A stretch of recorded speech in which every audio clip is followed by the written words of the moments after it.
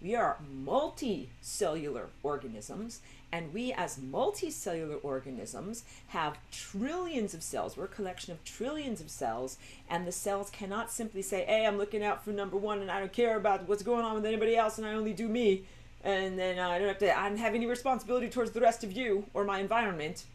You have to care about everyone else. Here, we'll draw a few other cells. You have to care about that guy, and even cells that might be outside of your direct sensory experience, like your big toe can't sense your earlobe. It's not in proximity, but it's still part of the same structure known as aurora, and all of my cells of aurora have to care about what's going on in aurora. So that's the next level of evolution, is to say I care about myself, and I also care about my community and my environment. In coming here as a human infant, you create the ego. Let's draw this blue line, and let's say that that is analogous. Wait, I have a better way of doing this. Let's draw it and make it kind of shaped like a person. All right, you draw this blue line, that's your ego. And you usually spend the first couple of years of your life developing your ego. And when you develop your ego, it is a psychic boundary, definition of self, similar to, analogous to, the invention of the cell wall, that says the stuff that's inside of me is separate and distinct from the stuff that is outside of me. So in this biology over here, there's metabolism that happens inside of the cell that's different than what happens outside of the cell. Like there can be a greater concentration of sodium inside of the cell. There can be different metabolic byproducts that are inside of the cell. Different things are happening inside than outside. So you get a contrast. This thing versus this thing versus this thing, all very appropriate. When you're a little infant and you come here and you start to learn, well, this is me and I'm me, and this is all the stuff that's me is defined as what's inside of my skin. But then there's all of this other stuff, let's scribble in pink, all of this stuff that's not me. And that's like my stuffed animals and my bed and my crib and these other big people that are there in my environment and all these other things. That's all not me. And you start to develop a sense, like the little cell, of saying, here's my level of responsibility to me, and then here's my level of responsibility or care to the stuff that is not me.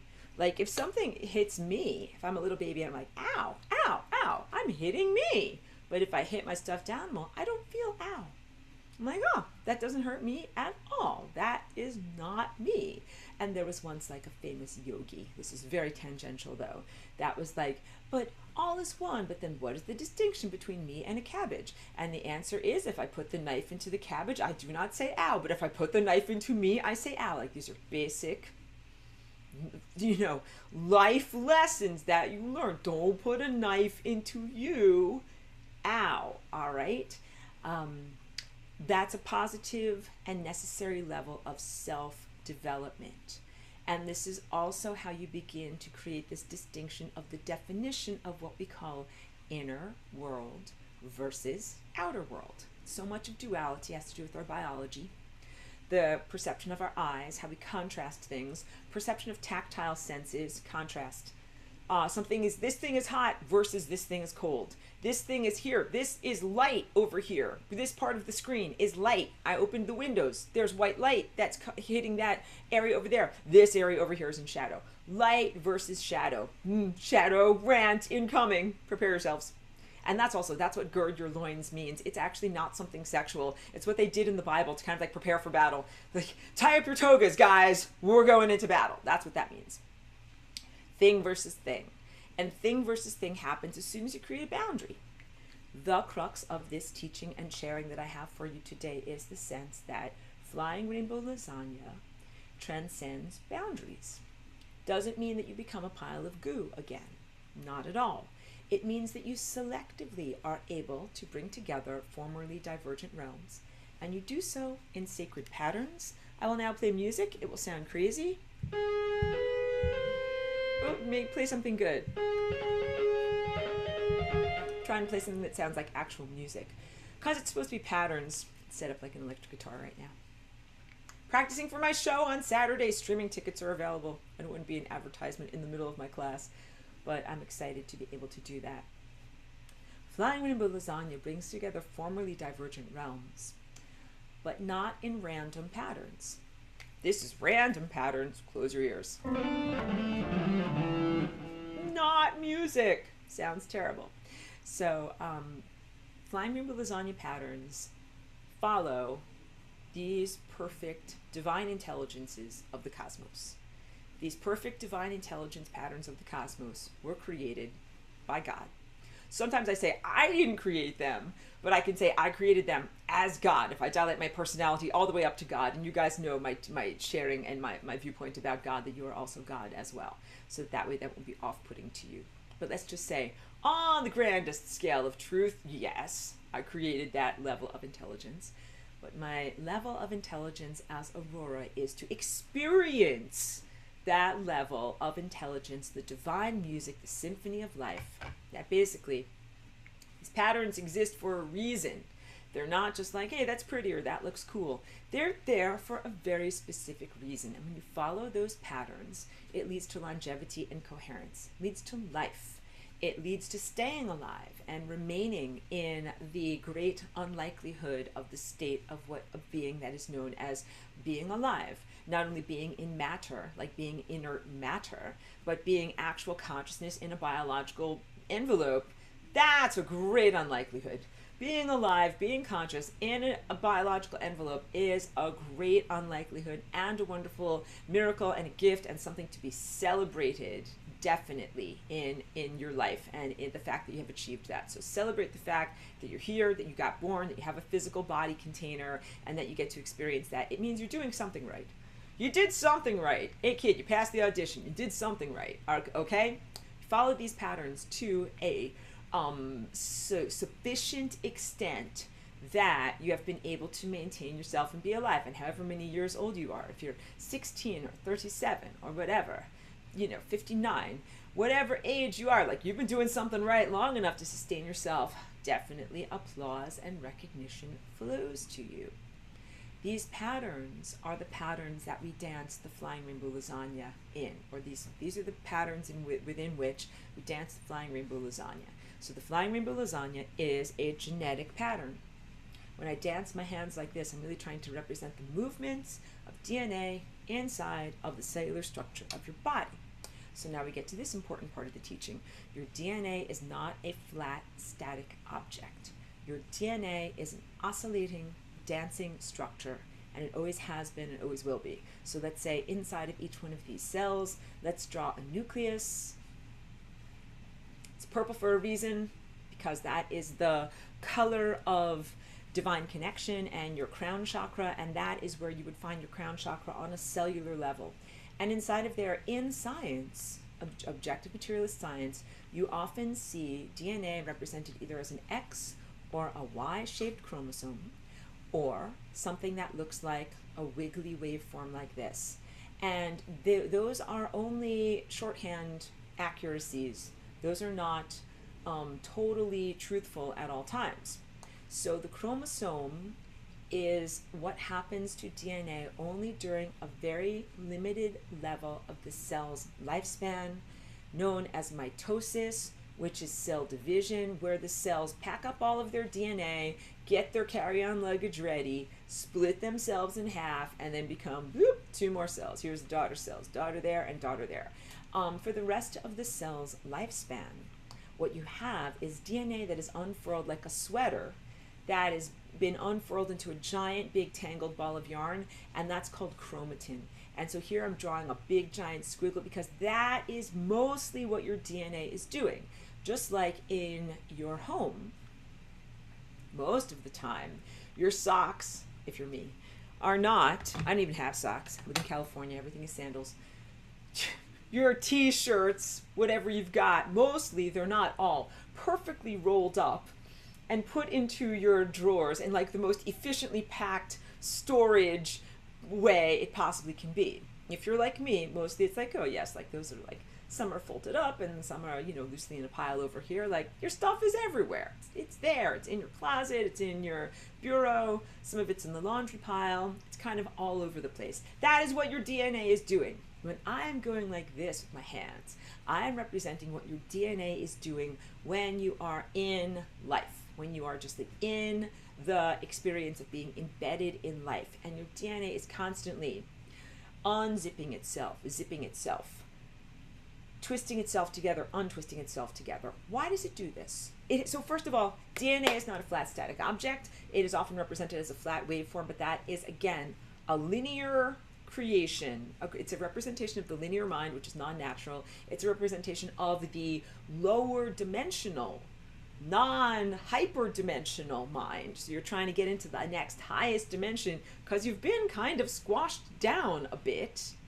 So you're not just a line and you're not just a waveform. If you want to think about it more, it's almost more like being a spiral, but you really have to look at your DNA as something that is a holistic presence that is completely oscillating and doing stuff, and you should think of it like scrolls, like sacred scrolls, like, papyrus or something like that, that contains incredibly important information, and that when it is rolled up like this, it's tightly rolled up, it cannot be easily read. And that in order for it to be read, like if we want to get into this chapter about like how to grow brown hair. Okay, great. We're going to need to know how to make these protein structures for Aurora. Better open up that chapter on how to structure hair. But we can't do it because you know what? Everything is all coiled up and everything is all tightly coiled up. And so what we have to do is snip some of these areas. And there's enzymatic snipping that happens. Incredibly intelligent, non-random patterns that happen inside of your nuclei, and you got to give credit to your cellular structure that it's not just some stupid thing being like snip, snip, snip, I'm doing whatever I want to do. Very, very selective snipping, selective enzymatic release of pressures in some areas where it's tightly coiled up so that the scrolls can be opened up and the RNA messengers can read what is going on in the area that says how to structure brown hair or whatever, how to grow Aurora's earlobe, any part of my body. But I also emphasize this, your DNA is much, much more than just a blueprint for your protein structures. Protein structures are like the color of your hair, the shape of your earlobe, basic skeletal structures and things like that. Your DNA is your bridge of light connection from the abstraction of potentiality into the materialization of existence, and being able to consciously be a participant in the amazing dance structure of your DNA, which is what Flying Rainbow Lasagna is, which is what this class right now is really all about, is a huge level of empowerment. That this isn't just happening in a random sense. The events of your life are not only non-random, they are highly structured, and that they are highly organized, and that you are also very, very much a part of their creation, their authorship, and their experience. So you're not just some stupid actor or actress, like Shakespeare says, like everyone is an actor or an actress and life is a stage and you're strutting and fretting. No, no, no, no, no, no. No, you are also the playwright. You are also the stage designer. You are also the costume designer. You are also the caterer, making the donuts happen on the snack table. You're everything. You're everything, and you do it all. And that's what I really mean when I say like dilate your identity, because you really are God. On a quantum level, you get up to this level where you're like, wow, quantum observership. You're going to see a waveform of possibilities. You're really making matter. You're making matter itself through your observership. You're making stuff, you're making atoms come into being, you're making the atomic nature of the molecular structure of your body, you're making stuff happen, and that realization is concomitant with huge levels of self-responsibility, where you're like, wow, if I'm making matter, and I'm making stuff happen, and I'm making food, and donuts, and life, I better make good stuff. I better take responsibility for what I'm making, okay? So all of these inner realizations about the truthful nature of reality and who you are and what your real identity is come in alignment with, let's say, like leveling up into greater levels of personal responsibility. You're like, oh, that's me. I'm making stuff happen. I better make good stuff happen. And that's it. And that's also what it is to be non-psychopathological. Because when people are psychopathological, or when, let's say, I don't want to say people, when psychopathology exists, it states, stuff is happening, I'm influencing stuff, I'm going to make bad stuff happen. Get it? Disease.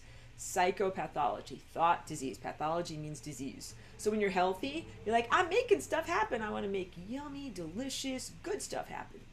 When disease happens, it says, I'm going to make bad stuff happen. Yucky, disgusting, poop, doo-doo stuff happen, all right? And you are all wonderful people. Like, I say this, and I really truthfully mean it. I'm connected to some of the best people through my online class here and through my dance classes and other things that I share. I'm connected to people who are not only non-psychopaths, but who are hugely positive, hugely self-responsible, hugely disciplined in their levels of moving towards spiritual attainment and the remembrance of God's self and taking responsibility for their contribution to reality creation, and who are very much part of the collaborative artistry of reality. So recognition flows to you, celebration flows to you. Thank you for being connected to me and for listening to these things that I have to share.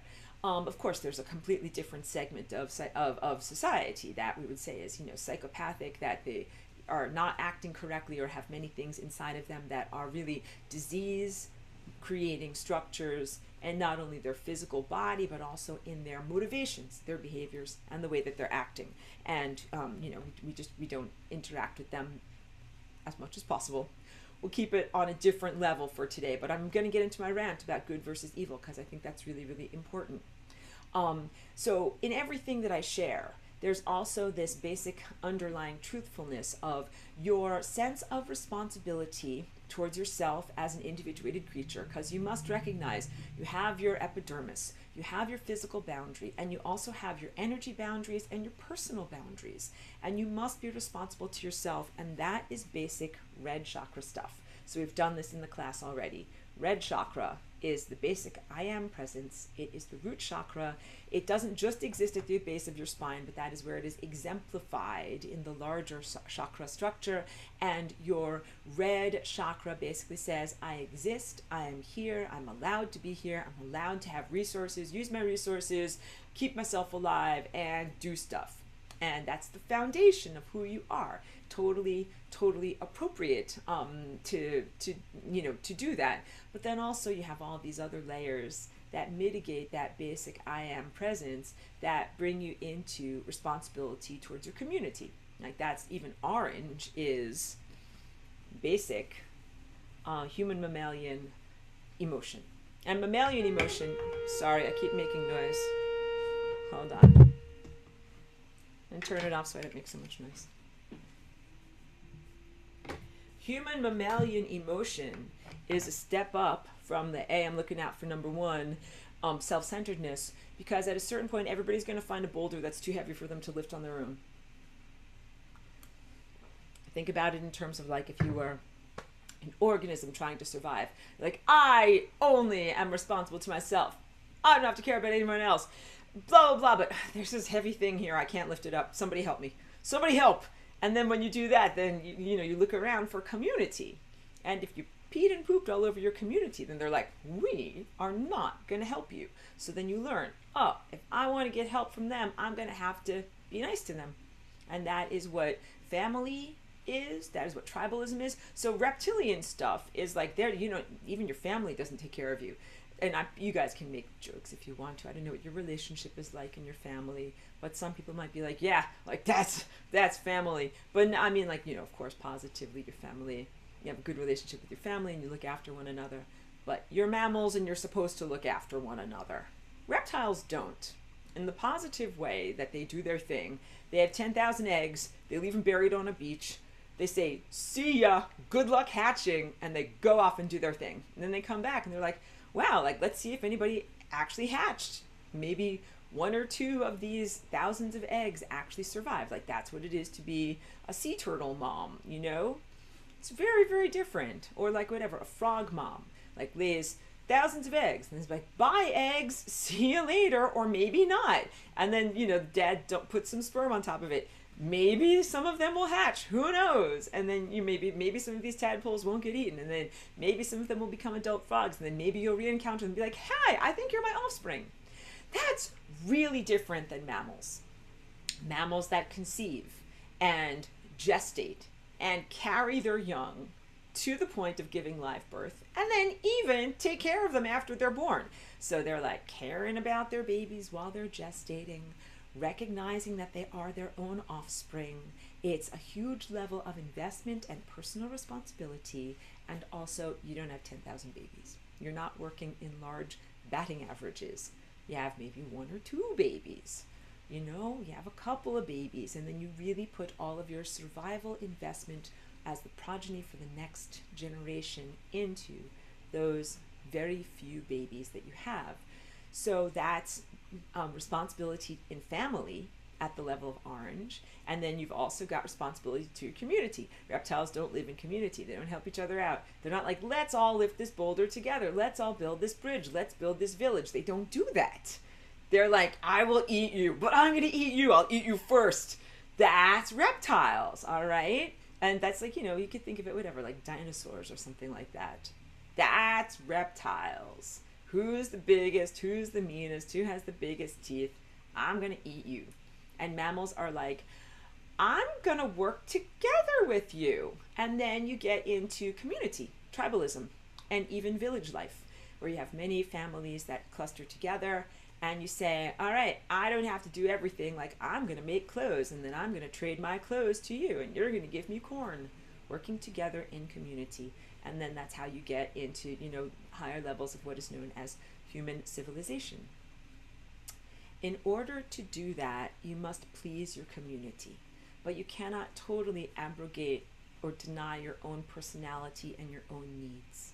You cannot say, like, if you make clothes for your tribe, I will give you all of my clothes. I will have nothing for me. SpongeBob face. You can't do that, because then you would be cold and die. You have to keep something for you. And you have to have a fair, like a balance in your barters, in your trades, of what you share with your community, balanced with the responsibility you have towards yourself and staying alive as an individual, and also caring for your family, especially if you are a parent, caring for your offspring. Because if you're like, I will give away all of my corn, and then my family will have nothing, and my children will starve, then you will say, SpongeBob, we are all dead now. You must do balance. Now let's equate that to a more complex life that we live now, not in the village life, but here in industrialized, you know, technology-infested worlds, where you have to figure out balancing your sense of responsibility of what you do for yourself to keep your own body healthy and alive, what you do for your family or your offspring to bring the next generation forward, and what you do for your community and your environment. Because community and environment, community is like the people that look like you. Environment is stuff that's you, but it actually doesn't look like you. Because we have to get past the sense of, really, I watched a video, I should have linked to it last week, that is about morphogenesis, where basically it talks about, you know, complex behaviors that dictate the physical expression beyond DNA form. But basically, when you are not respecting, when you're not looking at yourself as being a part of the holistic whole, you become a pathological cell, pathogen. So in the trillions of cells of your body, if there was a cell that decided to just look out for number one and I don't care about nobody else, you'd say that's a disease cell. But that is not a healthy cell. So you have to then understand this. A lot of what's been implanted in terms of individuation in your cosmic infrastructure or cosmology story is pathological, because science, objective materialism, teaches you live in one universe. This is also part of my notes. Science teaches you that there is the ever-expanding bubble that came from the Big Bang. And this is the story of the origin story of where your reality came from. Going to my whiteboard. let's start off with the Big Bang is that dot in purple. And then let's draw time spiraling outward. Here is the ever-expanding envelope of time events, ever-expanding outward. And then let's draw, in the same color scheme, this boundary right here, envelope, that is known as the present moment now. So this is all the past. That's a terrible arrow. Sometimes these things don't work for me. That's all the past. All of that stuff going inward from the boundary of the present moment now is the past. And science does not even formally recognize this area where I'm scribbling as the future. But that would be exactly like this cell over here saying, I only recognize what is inside of me as being real and valid. None of this green scribble exists. But you're like, but wait, that's the protoplasm that you came from. None of that green squiggle exists. My fingers in my ears, la la la la la. None of that exists. That is what science is doing. And science is asking you to look at the world as a pathological cell and to say, I'm just this single individuated universe or time structure, when really this is another universe. And this is another universe. And this is another universe. You are in a multicellular organism, except instead of multicellular, each cell is a universe. You live inside of one version of reality, one reality structure, one story of reality that says this happened, then this happened, then this happened, and then we got to this present moment now. But that's not the only possible combination of events. And you're also not only beholden to or responsible to you and your little universe and the story state that brings you from the Big Bang to the edge of the, time envelope in your world. I hope your brain is exploding right now. You're responsible for all of these worlds. You're responsible for all of these parallel timelines and multidimensional worlds. And that's big because when they did things like the nuclear explosions, the intentional explosions in Hiroshima and Nagasaki, that wasn't just something that disrupted this little cellular structure.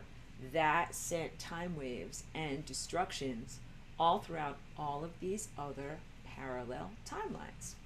And it's a very, very dark thing, not just that people were flash incinerated in this world for political purposes in a war, but that it caused like a tearing of the fabric of space-time and consciousness. Huge disruptions. The events of 9/11/2001 were a similar level of disruption in the, you could call it the architecture of time. You are not merely responsible to the events within your own individuated story state known as the universe.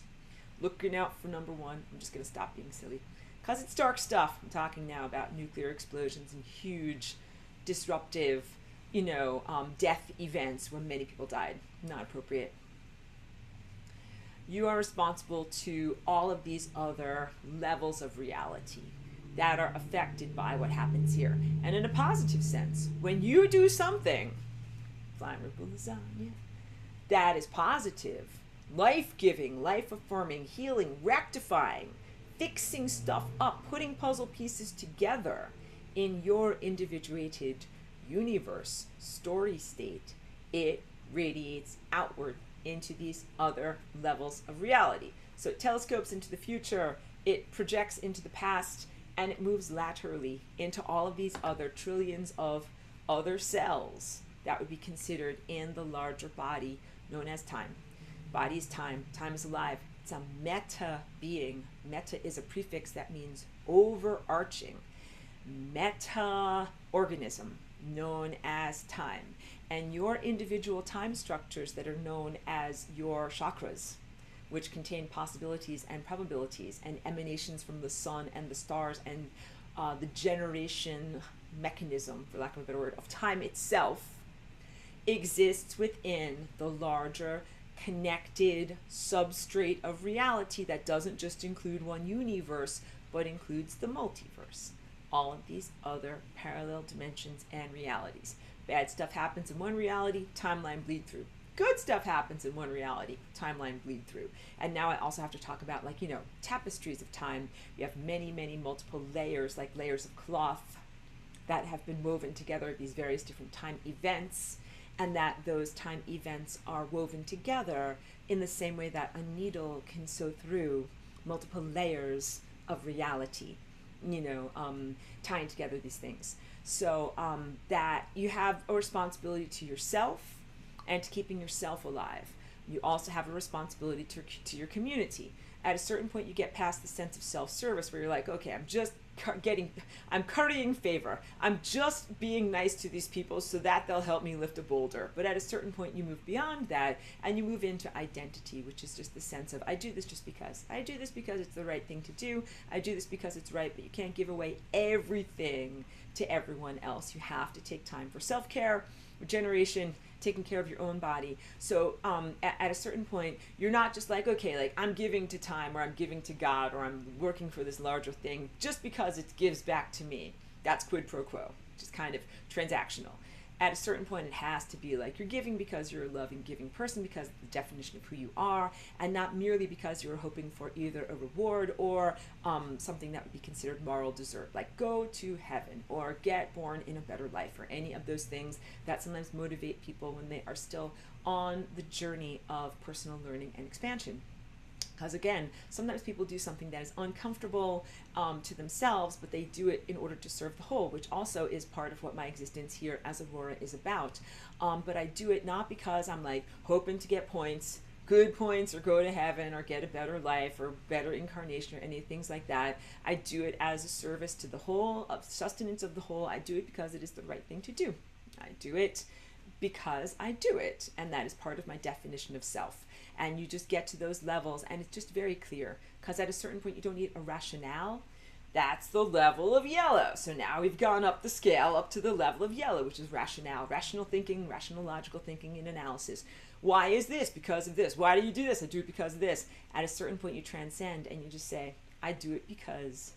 That's kind of like when you're the mom and your kids are like, but why this, but why this? And at a certain point you're like, because I'm the mom and I say so, all right? But it's not just pure authoritarianism. It really is a sense of transcending the quibbling and negotiative aspects of the very flawed human intellect that says, is it because of this? Because all of that philosophy will drive you crazy. It'll send you in knots because it's all self-conflictory. Should I do this or should I do this? What's the right thing? I think this, but I think this. But this guy thinks this, but this guy thinks this. You're not going to find moral, what is the word? Empirical moral truth and righteousness through philosophy, because philosophy is thought structure and thought structure is flawed. So you move up to the higher faculties where you simply know, and you just know, I'm doing this because I'm doing this. And there's no reason because. It's not like I'm doing it because I want a reward, or because I have this rationale, or because I have this justification. I just do it because, all right? So everything about Flying Rainbow Lasagna is the bringing together of formerly divergent realms. And these realms have become divergent not only because of harmful genetic modifications that happened to diminish humanity, but also because of levels of development. Like when you are a little tiny human child, you go through the level of development known as individuation. You become an individual, you develop a sense of self. It can actually be positive. Kind of like, okay, like I learn who I am as me. But then also you reconnect with your community and your environment and balance out your own desires and your own needs with all of that. So some of what Flying Rainbow Lasagna does is transcending genetic garbage, stuff that shouldn't be there.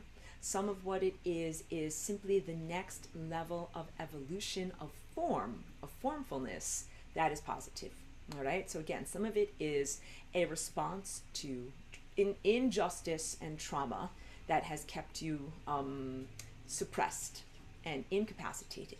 But some of what Flying Rainbow Lasagna does is simply the joy and the freedom and expansiveness of reaching a new level of reality, which is what the cosmos continually does. The cosmos multidimensional reality structure continually is expanding, augmenting, and reaching towards greater levels of complexity and capacitation until you get up to God, total infinity, total capacitation, total everythingness. But you're not there yet, and just enjoy the journey. Flying Rainbow Lasagna brings together formally divergent realms, not in a random sense, in a very intentional patterning. And that patterning, as I share with you and teach you about how to do lasagna, I think that's probably the hardest thing to try to teach you. And I don't want to say like either kid, like, hey, you got it or you ain't got it, but it's definitely something that's innate inside of you. But I want to believe that you all have it. It's kind of like, in musical formalism, I can teach you, this is a note that is called C. And this is a note that is called E. And this is G. And it makes a chord and blah, blah, blah. But, what you can't teach someone, a student really, is like how to jam, like how to feel the music, how to get in the groove, how to innovate. And a huge part of Flying Rainbow Lasagna is creating these patterns that integrate harmonically with all that has already existed and innovate at the same time. That's a tall order. You got it? Because there's already this beautiful, amazing music of life and amazing structure that is evident in the multidimensional structure of the world. And then just as you must mitigate your own desires to the needs of the villagers around you, you must mitigate your own time creation and what you want to generate and kind of gush outward in terms of time patterns with what's already there. You've got to fit with the ongoing music of what is already there. That takes an enormous amount of artistry. So you're not just playing in a concert hall where it's like dead silence. There's already this really cool symphony that's going on that's called the Symphony of Life. You're part of it. When you begin to contribute, right now you're a listener. You're like, okay, I hear it. I'm part of the music. I hear the music going on. I'm bopping along, but you're not yet playing at the level of virtuosity. That's fine. That's good. It's wonderful to be at that level. The music flows over you. You're like, I feel the music. It feels so amazing. I want to be a part of it too. You have to learn to internalize these patterns because you have to learn how to play the right notes at the right time. And in an improvisational musical situation, the right notes are determined by some level of unpredictability. So a great deal of Flying Rainbow Lasagna's strength is its unpredictability in making time events. The events that you generate and that you are a part of are non-random. They are very intentional. They are very comprehensive in that they fit together with other stuff coherent. They're coherent to the other stuff that's also already going on, but they're also surprising and exploratory. And they have to be that way because there's been a lot of conflict across the ages and across the dimensions and across this multicellular time structure of things that are like, oh, you're going to do that on Tuesday? Well, I'm going to give you a flat tire. I don't want you to do that on Tuesday. There are these poops, these inhibitory things that are actually not sacred, they're actually not divine. Can't even get into a real analytical discussion about their origins. Just accept their existence for right now. Just get to this level of seeing on pure insight. Don't go to analysis. Just go to seeing. Because it will drive you crazy, just like philosophy. What's the right thing to do? Consult a philosophical book? No. Where did all this poop come from and who's responsible? Analytical questions. Don't ask. That's my answer. Don't ask. Just get up here and you'll see. And you'll see. But you must respond. You must recognize that it's happening and you must respond to it. So you're like, okay, if I'm super predictable, then this thing is going to be there and try to inhibit me from doing what I'm doing and going where I need to go. Therefore, I need to be super unpredictable. And this speaks very well to everything that we're experiencing right now in terms of artificial intelligence, techno-inquisition, the things that are trying to manipulate, control, or limit human behavior. There's an ongoing theme. Topical theme is squashing, limitation, suppression of your natural behavior, diminishment of your freedom, and your bid for freedom. And your struggle for freedom is analogous to and parallel to the struggle of or efforts of the entire sun and stars, all light everywhere, all consciousness everywhere, everything that wants to essentially be free, to expand and to express and to go places and to experience and to do stuff. And then there's this force or whatever tendency that's like, no, flat tire. I'm not going to let you do that. But I don't want you to personify it. Don't want you to personify the thing that is trying to hold you back. Or, like, be mad at it, like, fight against it, call it names. Like, none of that is effective, and also none of that is accurate, because in the end, what you find out is that none of it actually exists. Dun, dun, dun! I make a crazy face. This shape, first of all, Flying Rainbow Lasagna, is the higher dimensional version of this shape. When you take this shape and you move it up and down in a higher dimension, what you get is this shape. This creates the inner and the outer being able to communicate, inside surface and outside surface communicate, and it also means that, or signifies that, this place right here that is known as singularity is the convergence point. It is infinity, it is totality, it is the source and the destination, and it has certain characteristics of infinite energy, infinite fastness, infinite heat, infinite everythingness. Everything is there. Everything is possible there. Everything that can possibly happen is happening there, including the possibility of non-being, which is the possibility of entropy, of nothingness, of nothing happening, of non-being. And you can think of this state as almost like a flashing on and off, even though the pattern of its flashing is not like a regular, like light switch on, light switch off, but that it has different qualities. When it is in one state, it has the quality of being, of totality, of divine intelligence, knowingness, fastness, as I already said, like light speed and beyond. And when it is in its other position, it has the quality of non-being. That is called entropy. And entropy is at the foundation of everything that I have to share, everything that I've innovated. And it is absolutely part of what is imperiled in terms of misrepresentation or misinterpretation. Because you're dealing with all this stuff that's bad, wrong stuff that shouldn't actually be in existence. Stuff that creates disease and death. And your intellect wants to know, this is my intellect down here, where did it come from? How can it be here? And also shakes its hand at the sky. It's not fair. I have a lot of questions. Cosmic Complaints Department. I love your intellect. I'm not making fun of you. All of that stuff technically shouldn't be in existence. Technically has no being. The journey of sending it to entropy is the recognition of truth and the refocusing of reality until reality is shaped correctly, in that there are some things that simply do not exist, and they are on-be. Instead of beings, they are unbeings, or never lives, or never existed, things that don't exist. So you can also think of characteristics as being things that shouldn't exist. The word I use is an aberration, something that is aberrant.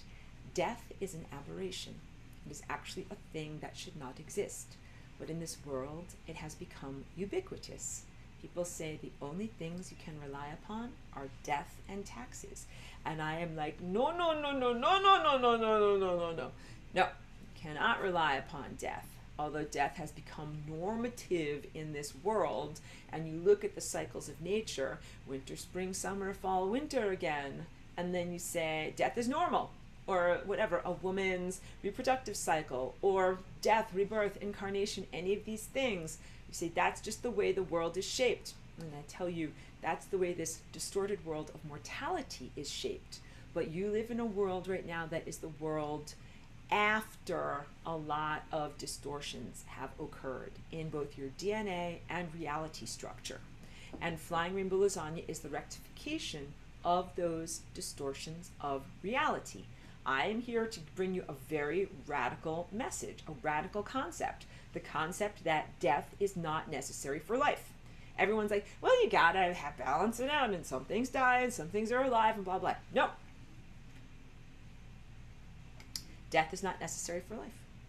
And you once lived or live concurrently in a world known as Atlantis, a totally different level of reality that's the realm of immortality. Before or concurrent with this experience of being immortal in a delicate, vulnerable, mortal body known as this biological structure that you're transforming into an immortal body, you lived as immortals.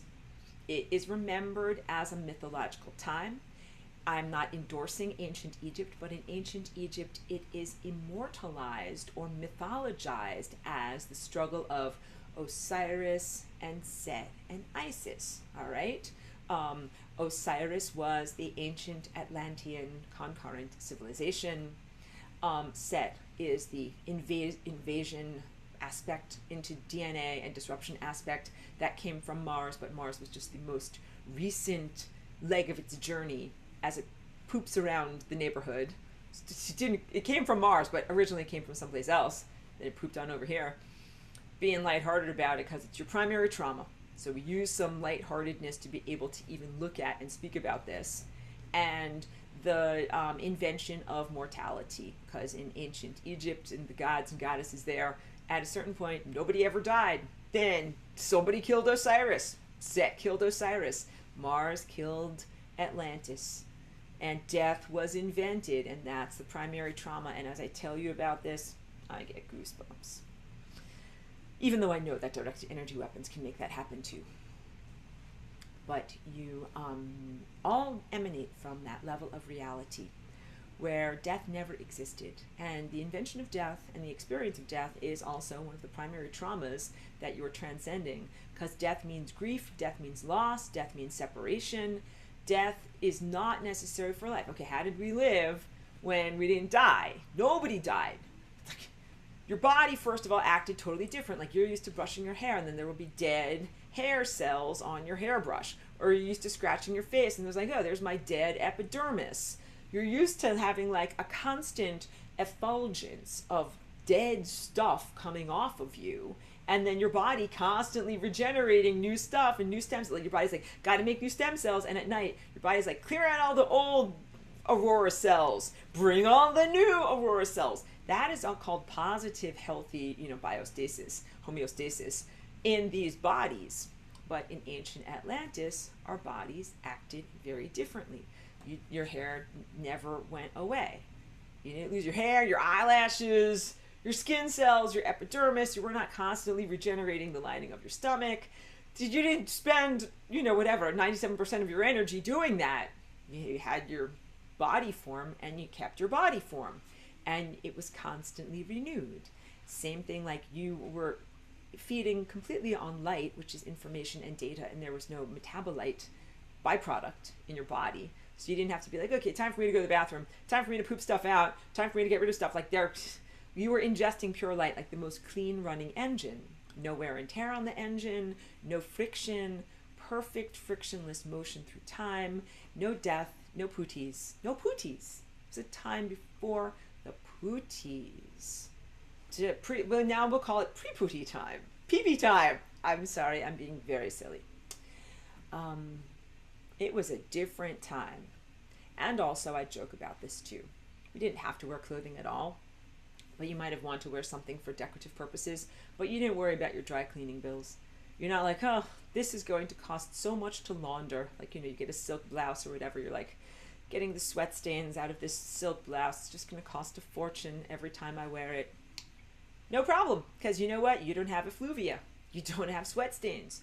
You don't make, whatever, body oils that get onto things. It's just totally, there's no bad breath. There's no halitosis. A different level of reality structure in that world. And I'm lighthearted about it because you're traumatized. But in that world and in that level of being, you're still there. And you're exalted. You're exalted. First of all, your body form is immortal. It is unconquerable. It is as profoundly healthy and active and vibrant as it is possible to be. And also, of course, now so much of your motivations are about protecting your fragile body, trying to receive resources. Like, I'm going to need food, water, toilet paper, a house. I'm thirsty. I'm hungry. I need, I need to launder my clothing. I need this. I need that. Like, you have a lot of needs right now. And that's necessary and that's appropriate. But in that other world that you come from, your needs were all completely encompassed. You generated everything that you needed, like having your own personal atmosphere in your body. You got all of the energy and information and sustenance that you needed directly from the sun and the stars. So you don't have to have a job. You don't have to have a bank account. You don't have to go to the grocery store. You don't have to buy avocados and chicken.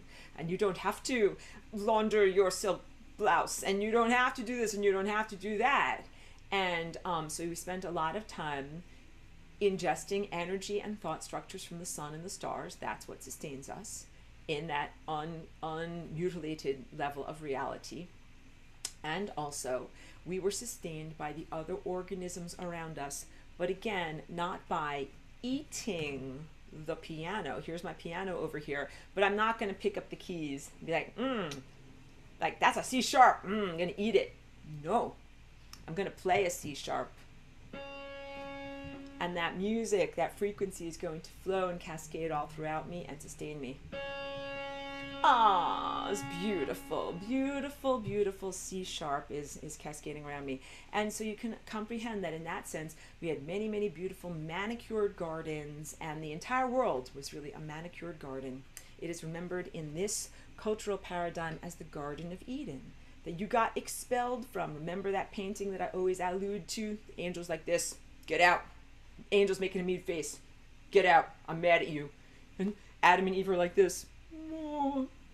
They're like, because that painting is meant to instill guilt. It's meant to reverberate with artificially implanted guilt structures that are in your DNA. Because you didn't fall, you were pushed. The expulsion from Eden. Now you're going to have to toil in the soil, and women are going to have painful childbirth, and there will be mortality, and there will be death, and there will be sadness.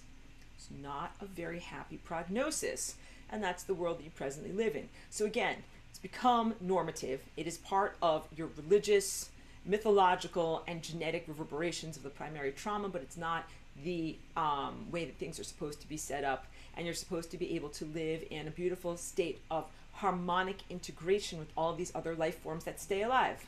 They stay alive. They stay alive. So if there's roses, you're not like, let me chomp these roses with my mouth crystals and ferment them in the cauldron of my belly. You're like, let me smell the beautiful aroma of these plants. Let me feel their vibration. Let me hear their music. I have to change that.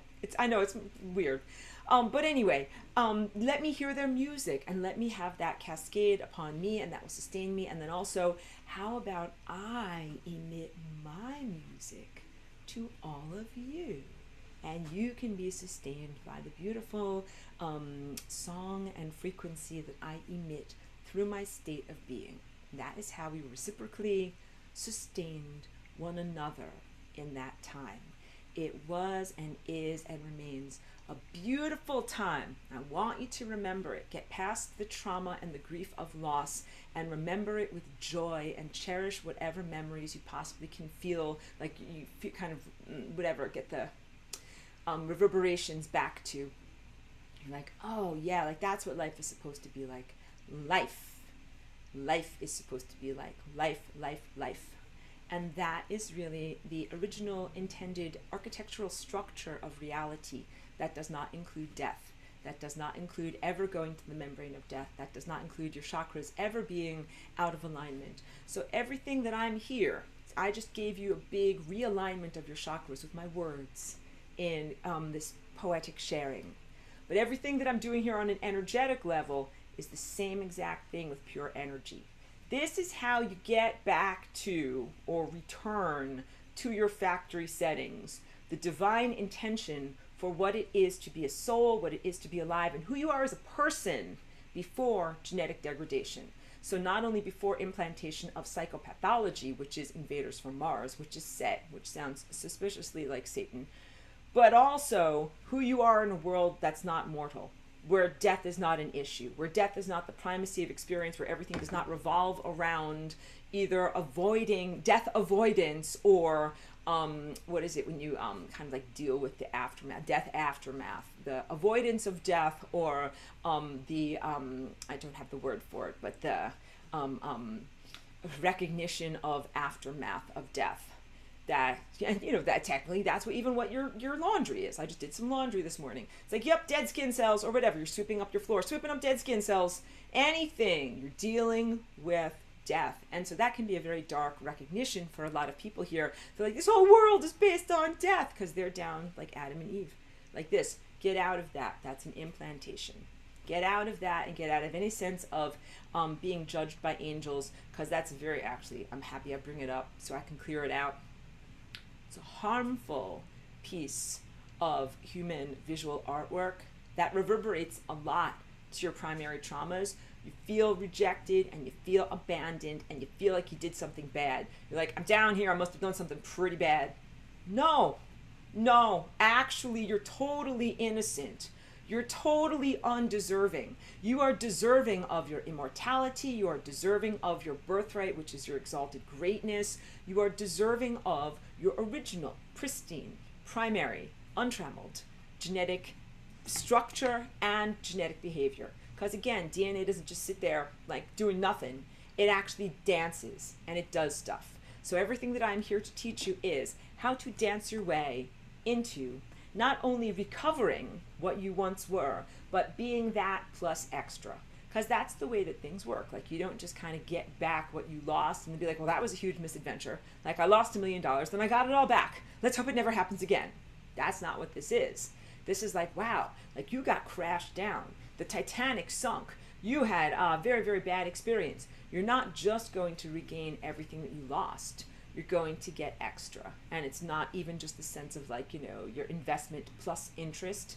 It's really the sense of cosmic justice and the things that you have earned through the difficulty of your experience. But again, you don't do it for a quid pro quo. You're not like, okay, great, like let's go through a huge amount of trauma. I'm sure I'll get something out of it. That's not how you do it. But it's what's fair. Do you understand? Like, in total seriousness, with none of my silliness. Like, if you have an amputation, something happens, whatever, you work in a lumber yard, or you're in the army, you have an amputation. It's a huge loss for you. It's part of your body, something that you should have that you don't have anymore. Huge unfairness, a huge injustice, and you should be compensated for that. There's no greed, there's no quid pro quo. You don't go into your job or the army saying, oh, I hope I get an amputation, then I can get some compensation for it. That's disgusting. You would never do that. You do the things that you do because you're motivated to sustain yourself, to sustain your family, to sustain your community, all righteous and appropriate things. And then sometimes these things happen and you get compensation. What is happening right now in terms of Flying Rainbow Lasagna is your compensation. You receive back not only everything that was very, very unfairly taken from you in your, let's call it, expulsion from Eden, but, and also extra stuff to make up for all of your suffering, extra stuff to make sure that the bad stuff never happens to you again, because there was a great injustice that happened. Actually, it was not God's divine plan to say, I will give you all this beautiful immortality, and then something else can come along and pee and poop all over it, make you be mortals and create a huge amount of suffering. No. So there's been all of this suffering that needs to be rectified. Flying Rainbow Lasagna Dance I'm teaching you about right now is part of this rectification, and you get to be protected to make sure that this never happens to you again. That's the real value of the experience. When you go through trauma on any level, planetary trauma of your entire planet being invaded, genetic trauma, genes were mutilated, that is a huge crime. Mutilation of DNA, because DNA is a connection to time, and DNA is a connection across huge, vast spaces of time, space, and consciousness, or I should say distances, huge distances of time, space, and consciousness. Mutilation on one planet is mutilation of the whole. You are part of a holistic presence known as DNA. You F with one, you F with it all. It all got F'd with. The value of the experience is to make certain that this never happens again. All right? So big, you're innocent. Big, you're not deserving of this. Big, you are not here being justly punished. You are here being unjustly imprisoned at the expense of huge amounts of suffering that are creating negativity, waves, and perturbations all throughout time, space, and consciousness reality structures, the many multicellular versions of time that exist out there. And Flying Rainbow Lasagna is the rectification that allows you to not only reclaim all that you were in terms of your immortality, capacitation, your ability to see and know and think and reality generate and co-create, but also to make sure that it never happens again. That's big stuff. And I think that a lot of victim survivor experiencers in this world, they devote their suffering to the prevention of suffering again. So, for example, World War II survivors of horrors of that world and genocides that happened there, they vow never again.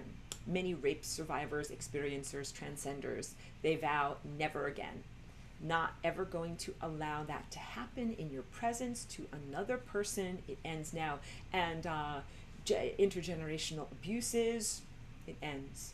That is the smaller microcosm of what we are talking about. We are talking about ending abuse on a grand scale, rectifying what has happened to you as victim survivor experiencer, and making sure that there are no future victim survivors to have to heal from all of this again.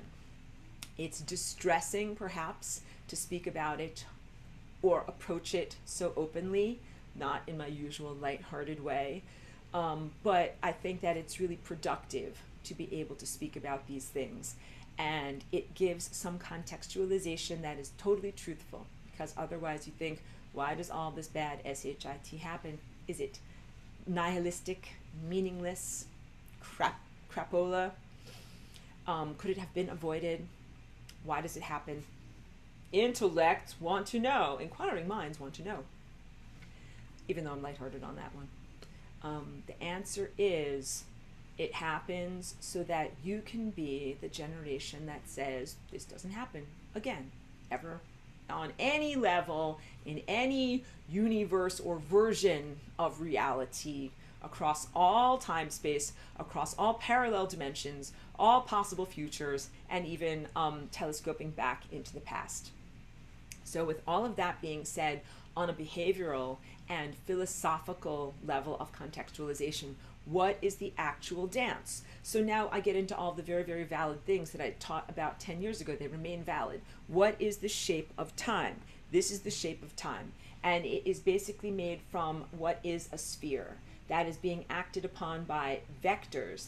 One goes in here, one goes in here, one goes in here, one goes in here, and there's an implied one like this and an implied one like this, creating this four vortex structure.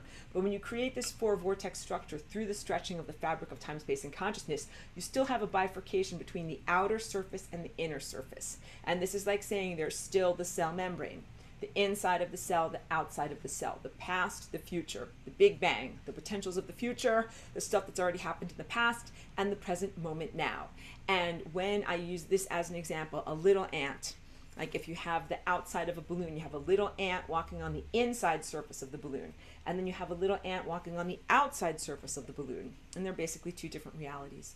And if you have that reality structure, little ant on the inside is never going to be able to talk with or interact with the little ant on the outside. Two separate realities. And what Flying Rainbow Lasagna does is makes it possible to, in very prescribed, efficient patterns that are life-giving and non-random, bring together the outside and the inside so the little ants can talk to one another. Here's my pen representing a little ant. And the little ant is walking on the outside surface of this lasagna. And then all of a sudden, oh, I haven't lifted up my pen, but it's now walking on the inside surface of the lasagna. Now it is walking on the outside surface of the lasagna. Now it is on the inside surface of the lasagna. When you do this genetic oscillation, you're oscillating with your DNA, and you are bringing together the formerly divergent realms of your inner world versus your outer world. So you built up as a human infant your ego and you say, these are my thoughts and my dreams, and they're inside of my head. And I even speak inside of my head with my verbalized mind. La, la, la, la, la. This is me talking. I'm inside of my own head. And then that's all of you outside. You're all you. And no one else can hear my thoughts, and I'm swimming around in my own private kiddie pool, and all of this stuff that happens out there, all of you, you're all a bunch of weird, random crapola. That's not me. And I'm being silly because that's not truthful. What is actually truthful when we get to higher levels of quantum observership is the recognition that what you see outside of you is actually very much a creation of and a reflection of your internal state. And this is also true of those who are on the path of spiritual attainment. But now I must rant, prepare for battle against New Age flawed shadow work that states that everything outside of you is the externalization of the internal structure of what you are, even things that are flawed, erroneous, harmful, meaningful, poopful, and that shouldn't actually exist, and aberrant. Because like I said, I got here, and I'm like, oh, there's a lot of poop. Didn't come from me, but I am going to use my cosmic scrub brush and clean it up. But the erroneous genetic echoes, the echoes that make your shoulders go down and make you think you're guilty, you're bad, you're wrong, you're deserving of punishment, making me an angel face, that's not truthful. These are implantations. There are erroneous and harmful genetic implantations that were put into humans to keep you down, to suppress you. And one of them is guilt and shame. That's not valid. It's not from stuff that you actually did. And then there are all these human religious superstructures that they ring that bell again. Like you've got this echo that's a false implantation of guilt and shame in your DNA. Then the established religions of Earth's surface ring that bell again. They say, you're guilty, you're bad, you're wrong, you're a sinner, you did something wrong. And the internalization of the unconscious experiencer here is, I feel bad, and this place feels bad, and someone tells me that I'm doing something wrong, and there's poop everywhere. And then the New Age shadow work comes along and it says, just own your shit. Pardon me. So own it, it came from you, and in doing so, you'll be set free, and then you won't have to be in resistance, and you can just say that it's all you and that you're responsible for it. And I'm like, that is not only reductionist and facile, but it's in error. That stuff didn't come from you, and I know it didn't come from me, but I'm the type of person that when I get someplace and I find out like, oh, it's all messed up, I fix it, because I'm also like, you know something, I'm here for a reason, not just a sightseer. I'm in the capacity to do something, like whatever, you know, if you're in a park and a candy wrapper blows by, if you have the capacity to do so, you can be like, oh, I can take that, I can pick that up, I can put it into the garbage over here. I can recycle this can, can take care of this. It doesn't mean that you have to go to a park and scour every square inch and clean up everything that's there in order to justify your existence. No, because I want you to know you're allowed to exist. Red primacy. You're allowed to exist, and you don't just exist here because you're here in order to clean up garbage. Actually, much, much more. You are here for much, much more than that. But when a candy wrapper blows across your path, if you don't have 12 other things in your hands, like I often do, where I'm like, my dog leash, my water bottle, my this, my that, if you can grab it and put it in the garbage can, do it. Because you know what? It's an opportunity. You're helping to make the park a more beautiful place. You're adding to the world. You're adding to your community. But also, it's not your job to clean up and scour the entirety of the park. Unless you're part of parks and sanitation for the city, then it's your actual job, and then you spend 12 hours a day or whatever doing that. That is the analogy for how you deal with stuff and poop that needs to get fixed up in the world. So you're actually here to be an exuberant generator of positive experiences. That's what the Flying Rainbow Lasagna dance is. You're not here just to clean up dirty laundry and scrub brush and poop and do clean up dirty dishes, pick up candy wrappers. But you do that as part of what you do, but you do it like this, like, I'm doing my dance is so beautiful. Oh, look, candy wrapper, pick it up, put it in the trash, and on with the dance. Let's do beautiful stuff here. It's not really the primacy of your existence, but you do it as part of what you do. So we're talking about clearing up trauma, clearing up ancestral trauma, clearing up personal trauma in your life. You didn't come here to be traumatized. You didn't come here to be doormat of the world and then to fix stuff up. It's actually the most minimal aspect of your experience. You came here to be co-creator, divine, boots on the ground, or first-person experiencer in the driver's seat, making stuff happen and then experiencing stuff happening, being an artist of reality, being a painter or a musician of your experience, and creating enormous amounts of beauty and passion and goodness, not picking up the candy wrappers of trauma. But when it comes across your path, you do it, and you help and you fix it and you do good stuff with that. But it's absolutely essential for you to define your existence as something much more expansive. Well, I know that I didn't come here just on a pleasure cruise. I didn't just come here for sightseeing. I came here on a very, very specific mission, flying Rainbow Lasagna. And in that sense, you know, because my entry was so consciously aware and I have so much continuity of consciousness, my self answers might be more accessible than your self answers, because many people here who have been through karmic washing machine, amnesias, mind wipes, and other forms of dishevelment, they're still kind of like, what's my purpose? Why am I here? What am I doing here?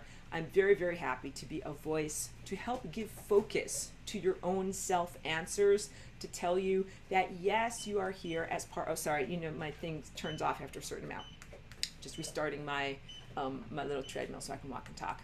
You are here, yes, on a cosmic cleanup mission, but you're here for so much more than picking up cosmic candy wrappers, and you're definitely not here to experience endless trauma and harm and degradation and then transcend it. You do that. You do that because that's a part of your life, but it's just like saying, like, I'm not defined by my laundry activities. Today I did laundry. Washed up some things that needed to get done. It's a minor chore. Essential, but a minor chore. But you know what else I also did? I played my music. I hugged my dog. She's being really silly and playing with the toy right now. I did positive exercise and dance expression for my body. I nourished my body. So the cleaning up of the dishes and the doing of the laundry is a secondary activity or an outgrowth activity, not the primary reason as to why I came here, and really not the primary reason as to why any of you came here. Your mission and your purpose is much, much larger, and it is not merely reactive, but it is generative. So reactive is when you are antithesis to thesis, and thesis can be trauma. Something bad happens, punch to the face. That's your thesis. And then your antithesis is, I gotta fix up the harm. I gotta do the healing. I gotta fix up the personal ancestral trauma and all the bad stuff that happened. But that's not really the definition of who and what you are. Just like when you go to school, the real lessons that you are meant to learn are not the lessons of being bullied on the playground or pushed down in the mud or any of those things. You're in school in order to actually learn, become literate, reading, writing, and arithmetic, not learning like how to, whatever, fight with kung fu against mean older kids on the playground. So, wait, I want to get to my notes. I've already diverged. The Flying Rainbow Lasagna heals duality. Duality is in many ways inherent in our biological form and then becomes something that we project onto expectations of spiritual attainment. Flying Rainbow Lasagna heals duality by recognizing that there are different pathways that both lead to the destination of singularity, but that these experiences of the destination have different qualities. So I've spoken at length, I'm positive, happy to say, about energy. Energy is being, and it is God, and it is divinity, and it is self-awareness and total self-sentience, and the positive possibilities of overlappingness of every possible possibility that can happen. Now let's talk about the states of matter and what is entropy, because entropy is where we send all of the stuff that is not supposed to exist. You've come into this world that is full of quote-unquote candy wrappers. What do you do with them? At the park, you throw them in the trash. What do you do with characteristics that are not coherent and aren't about longevity in life and that shouldn't be there? What do you do about infrastructure, ways of being, social dynamics, or even emotional fragments that might appear to be entities? lower astral residues. What do you do with this stuff? Like, where is the cosmic trash can? Cosmic trash can is called entropy. Entropy is a state of non-being. It is not analogous to Christian hell. Christian hell is a place of torment where literally you would consider it to be this membrane of death, the membrane meniscus between worlds, when something is a fragment that experiences friction, cannot leave, and is subjected to love and truth. Because love and truth is like, here's a fire hose of love and truth, and the thing that can't get out of its way is just disintegrated by the love and truth that comes through that membrane of death. And it is very unpleasant and very painful. That's why you want to have a fast. If you make it to the membrane of death, you haven't made it through the wormhole, you want to just have like a fast resolution. Like, okay, here's your fire hose of love and truth. Here's everything you did wrong. Here's everything you did right. Go back to being a ball of yarn. Try to knit the sweater again. As opposed to being this like undissolvable friction that is just going to exist, that it does not enzymatically use the love that is being given to it in order to come to a sense of self-knowledge or learning. And the it is the never-alives, the aberrations, the things that shouldn't be. And we have to also make a distinction between the ideals of some very beautiful teachings that are like Christianity and Buddhism in terms of forgiveness, forgive us the trespasses, forgiving your neighbor's trespasses, loving your neighbor as yourself, praying for the end of suffering of all consciousness. There's some stuff that is not consciousness. There's some stuff that is not God. Now we get into these really complex levels of being here. So there are some things that are God's self on God's journey that took a wrong turn and they need to go to entropy. And those things, you can love them and be like, wow, that's really like a fragment of self, something that had the potential to be alive, did not make the right choices, went the wrong way in a labyrinth, that it is now tormented in a labyrinth, that it is a mercy to send it into a state of non-being. That's like what you do in terms of the loving teachings that I gave from 10 years ago. Very, very totally appropriate. So entropy is not Christian hell. It is not a place of eternal suffering or eternal torment or eternal punishment. It is actually a paradise state.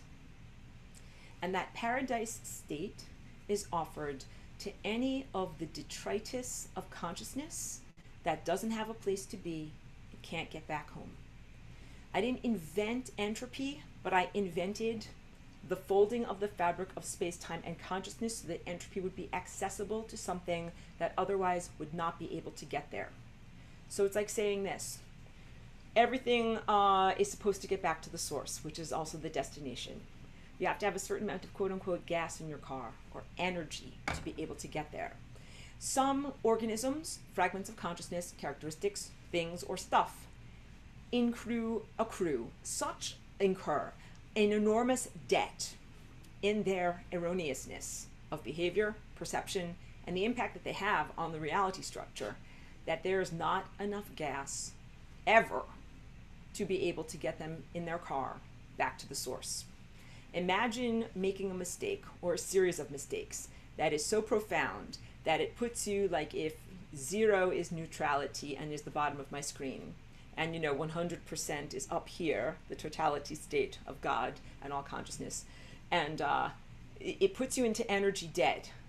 Errors of behavior, perception, and the negative reverberations and repercussions of activity, putting an organism or individual or fragment or whatever the F it is into such a profound state of energetic debt that it is below 0.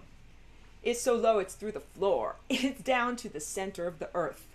It's so profoundly far from the source that there is not a pathway for it to get back to the source. I am now teaching to you and speaking from the highest levels of perception to say that all consciousness is in unity consciousness. All consciousness is valued in the sense of being a spark of reality, a spark of potential, and valuable to the whole, and that we never would wish to lose even one puzzle piece of the potential of consciousness. And when something, because it is free will, there's a free will experience here that is happening. When something is in its own free will, in such a completely erroneous state, that it's whatever, negative 200 million units below zero, and there's not enough gas in the world to get them even back up to neutral. They're never even going to get back up to zero, much less up to 100% and return to God in that way. It would diminish the entirety of the structure of consciousness everywhere if that thing was just left kind of like floating like a big giant poo-poo floater down in a profoundly lost state. It would diminish the entirety of the whole. You'd be like, there is a puzzle piece missing that is not supposed to be there. But also you must observe the balance of the cosmos. You can't be like this. You can't be like this. Oh, well, you know, you're like negative 200 million units of energy in debt. Just go to heaven anyway. Come on, kid. You can't do that. That would wildly destabilize the entirety of the fabric of time, space, and consciousness. And all of this stuff exists for a reason. Just like the laws of physics exist for a reason. You're like, okay, speed of light is this, oxygen and hydrogen bond together like this. All of this stuff happens for a reason. And if you decide to randomly say, well, let's just for today, hydrogen and oxygen don't have to observe these rules. Let's do whatever we want and everything will be fine. No, that will not be fine, because then you will have the fabric of reality and foundations of reality crumble. You can't do that. So in order, again, to have responsibility to community and ecosystem, you must maintain cosmic law. And cosmic law also includes things like what you send out comes back to you, and these other aspects of justice and balance. So you can't just do, you know, they call it in sports like a gimme or whatever, like try again, try do-over when you're a little kid. You're like, that wasn't fair, do-over, I call do-over. You can't do that. You can't do that with the laws of the cosmos and justice. Let's say you kill a person intentionally. You can't just be like, do over. You made a big debt and you have to do something to rectify it. Let's say you kill a planet. Bigger debt. Let's say you kill a galaxy. You're getting there. Let's say you do something that kills or imperils all life everywhere. You are so far into negative below zero territory, there's just no recovery and there's no do-over. That was the state we were in pre-lasagna. All right? That's what you're, because you had a lot of these incidents or something like that. Hey, cheeky girl, where you, hold on 1 second. I'm just going to pause the recording for 1 second. We had so much of this debt that was created by so many activities that were harmful, threatening, really to the entire fabric of time. Like, that's a big, huge debt and no resolution. Bunch of garbage, bunch of candy wrappers. Where am I supposed to put these things? I'm trying to clean up the park, make it look good. Where do I put this stuff? There's no place to put it. Or a better way of saying it, there was no way to get that stuff energized to the point of resolution at infinity. And there was not a direct route to entropy. So entropy is something that will happen at a certain point, I would say, without any efforting, just through the evolutionary processes of a universe, which would be analogous to cell death, but not exactly the same. It's called the entropic heat death of the cosmos. And entropy happens when there is, just simply put, no more juice, no more energy with which to create and sustain and generate this version of reality known as the universe. I'm speaking to you right now from the world of mortality. In the world of non-mortality, the universe continues eternally, and there is no entropic heat death. But in this realm where you find yourself, and there's detritus, and there's friction, and stuff that shouldn't exist, and candy wrappers that need to go someplace, sometimes it can take them 13 billion years to actually get to the trash. 13 billion years while they're slowly losing energy, devolving, and going into the state of energylessness known as entropy. And during that very, very long, slow, painful process, a lot of bad stuff happens and it's very uncomfortable. That's where you were before the innovation known as the Flying Rainbow Lasagna. My contribution in making this is that there is now a direct route to be able to go directly to entropy for things that need to be resolved. You don't have to wait 13 billion years, and also they don't have to be on the membrane of death, being hit by the full-on fire hose of love and truth, but not dissolving. Because these are like candy wrappers that don't dissolve, because they technically shouldn't be in existence and they don't learn. So I now have to go in two directions conversationally. One is to say that you must make a distinction between the beautiful ideals of Buddhism and Christianity that say, love thy neighbor, he's on a journey, or she's on a journey. They're on a journey, they're still trying to figure stuff out. They stepped on your toes and did bad stuff to you, but they will eventually learn, and you're them too, all right? Those are beautiful ideals and beautiful teachings, and I would want you to follow them under certain circumstances. But under certain circumstances, the things that you're experiencing or interacting with are things that never should have existed, that don't actually technically exist, and that aren't on a journey of learning. The idea of forgiving trespasses has everything to do with saying, oh, you didn't know, you're in a state of ignorance, you're on a journey of learning. And the other guy's like, sorry I killed you, my mistake, I'll try better next time. And off you go, both on your cosmic spiritual journeys. You get it? That's totally different than something that refuses to learn. This something can be described as a never alive, a shouldn't be, or sometimes you can think of it as a computer-based intelligence or presence, but not a consciousness. And it doesn't have a soul, because here's what soul is. The definition of soul means the trajectory of consciousness learning from existence to existence. And if something does not have consciousness and it does not learn as it transforms or morphs in through these different levels of existence, it is not on its learning journey. And just as you have to have responsibility towards yourself and responsibility towards your community and your village and your planet and your ecosystem, you have zero responsibility towards this thing that refuses to learn. You do not have to forgive it so that it will learn and grow better in the future, because it is not here to learn. It is not here to learn, and it is not here to grow better in the future. That has been one of the biggest, most mind-blowing things to me, because I think everybody is here like a well-intentioned student of life, trying to do their math homework the best they can. And when I show people, or organisms, here's my pretend clipboard. These are the things that you did wrong on your math homework. Most well-meaning organisms are like, oh, look at that, my mistake. Time for me to get better and do better. Okay.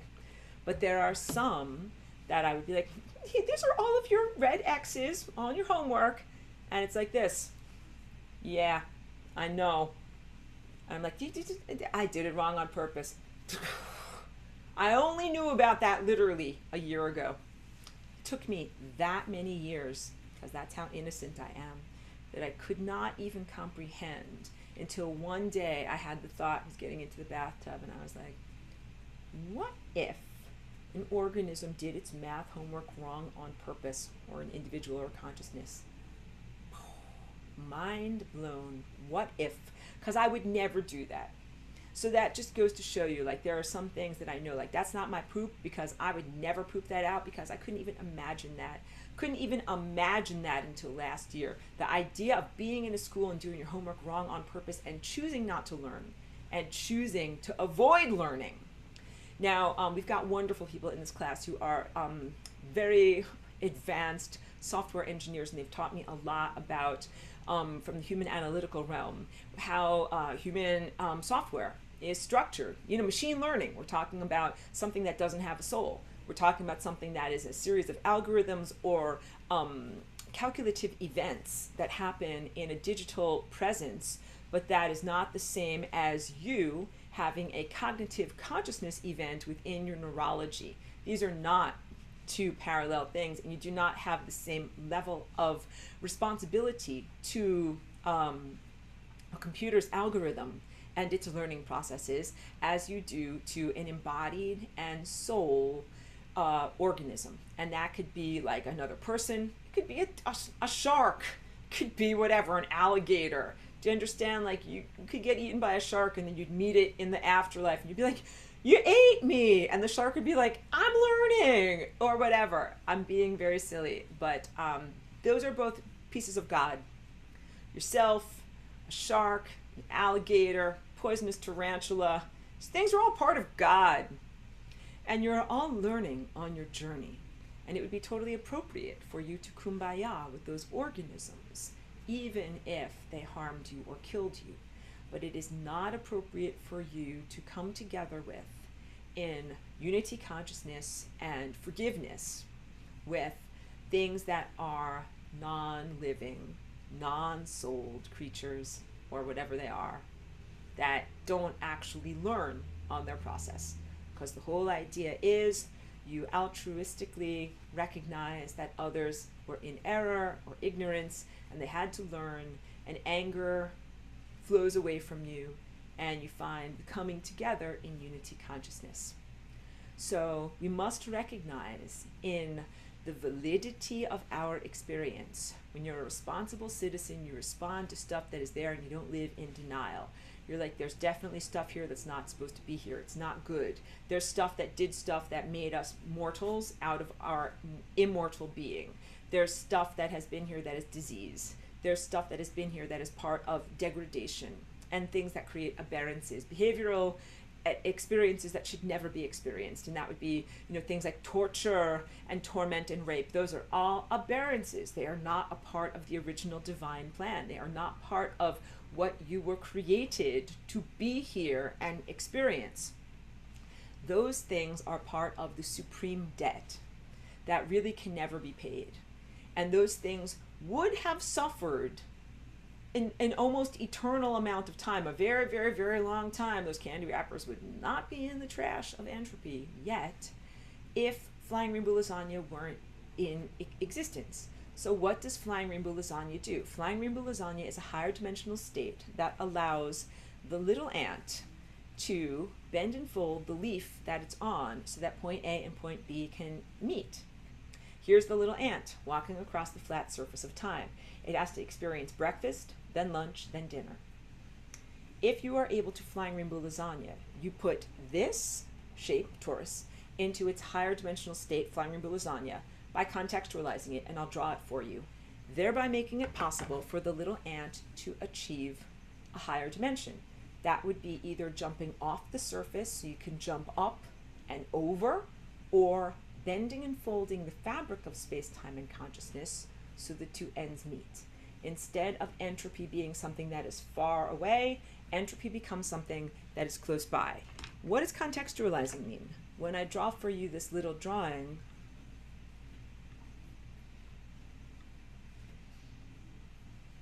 press the button, clear it out. This is my shorthand for the 4 vortexes. It's very rough, but you kind of get it.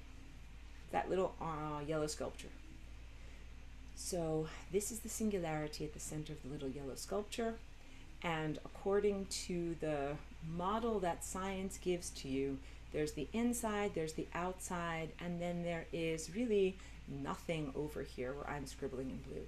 This shape exists in a contextless void. It just exists. It's just there.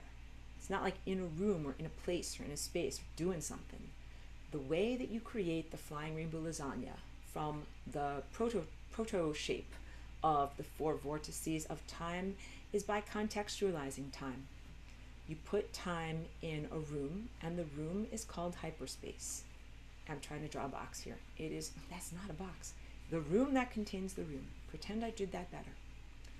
When you put this shape in a room or in a space, you contextualize it. You give it something that it can move relative to. We can either move the entire room up and down, or we can keep the room in one place and we can move this singularity up and down. And when you move the singularity up and down, what happens is, let's just do this in purple. The purple kind of goes up like this, makes a swoop, then it jumps down. And as it jumps down, it creates the next flange of the lasagna. And then as it jumps up, it creates the next flange of the lasagna that is up. Then it jumps down again, creating the next flange of the lasagna. So now let me do this for you. This sculpture is a simplification, and it is a static image of something that is complex and moving. The place here and the place here both represent that violet dot, that is the singularity. And when the singularity jumps upward, it creates this first structure. Then it jumps downward. And it actually doesn't jump in a line. This is empty. Where I'm putting my pen, there's nothing there. There's not another dimension, or there is another dimension there. There's not a road or like a linear connection there. It goes through a wormhole here and pops out over here. And as it does so, it then creates this structure. Then it jumps and reappears back up to here. It creates this structure. Then it jumps back down to here and it creates this structure. It does that 8 times. 1, 2, 3, 4, 5, 6, 7, 8. Lasagna, lasagna. When that happens on an energy level, what is happening is the singularity achieves different qualities when it is in its different positions. In one position, it is energy, which is totality state, and in one position, it is in entropy, which is energylessness and non-being. And again, contrasting, it's not like having enough consciousness to suffer and know that one is suffering. It is a place of non-suffering, non-consciousness. So there is no being, no self-awareness, no sentience, no heat, no intelligence, no movement through time, no beingness, no desire, no motivation or volition, no desire to come into being. So entropy is not a state where you're like, I wish I could come into being. It is not a state of potential like that at all. Going to entropy is a one-way journey. You are in entropy, you are in a stillness. And the stillness is analogous to what happens in the states of matter when you get super dense matter. So I'm going to do this a little bit fast. Sign up for my Path of Light class. That's going to start not this Saturday, but next Saturday, because this Saturday I have my musical performance. But Path of Light, I talk all about the states of matter and heat, light, intelligence, and molecular movement as patterns of divine intelligence.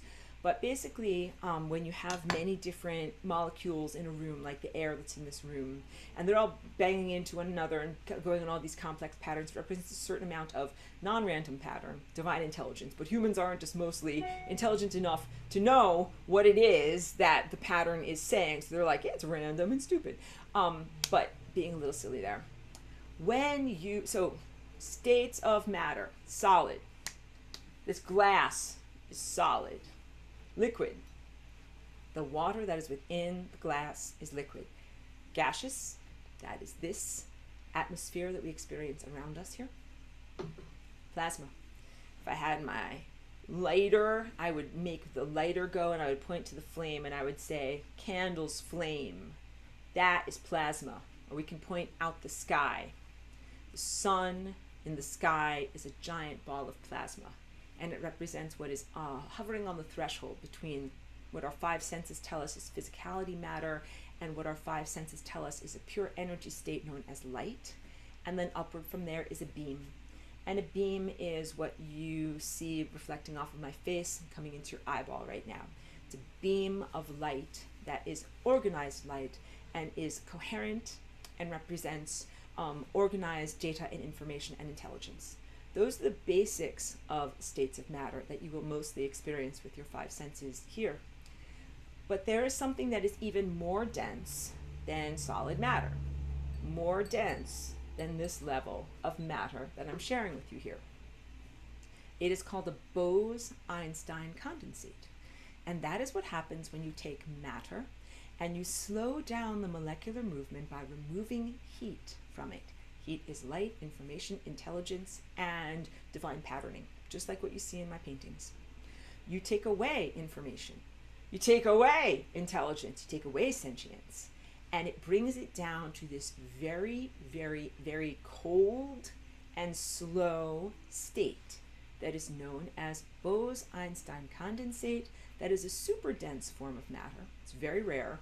It only happens when you are 0.3 degrees Kelvin or colder, and Kelvin being the scale of all temperature, and 0 Kelvin being absolute zero, which is having, it's basically entropy. It is having non-being, because when you slow down matter to that level, it doesn't move through time anymore. You get it? When we're talking about what do you do with all these candy wrappers and stuff and junk that shouldn't be there, You want to slow it down so that it's not in time anymore. Poof, it disappears. It's not in time. You don't want it to just be like slow enough to be a troublemaker. That's what the prudies are. They're like not fast enough to be alive, never going to get sped up to light speed, just slow enough to be troublemakers. You want to slow this stuff down so much that it doesn't even exist in time anymore. It poofs out of existence. This is the path to liberation, meta-liberation, for both us, the living, conscious aspect of self that are God on the journey, learning about what we're supposed to be doing and doing our math homework correctly, and everything else. Things that were well-intentioned but made horrible mistakes, and things that were poorly intentioned and made horrible mistakes, need to go to entropy and poof out of time, and you don't deal with them anymore. And when that happens, they don't come back. It's not like many horror movies where it's like, oh, we killed that evil monster, everything is safe, let's kiss and hug. The evil monster's back, no! Because that's trauma.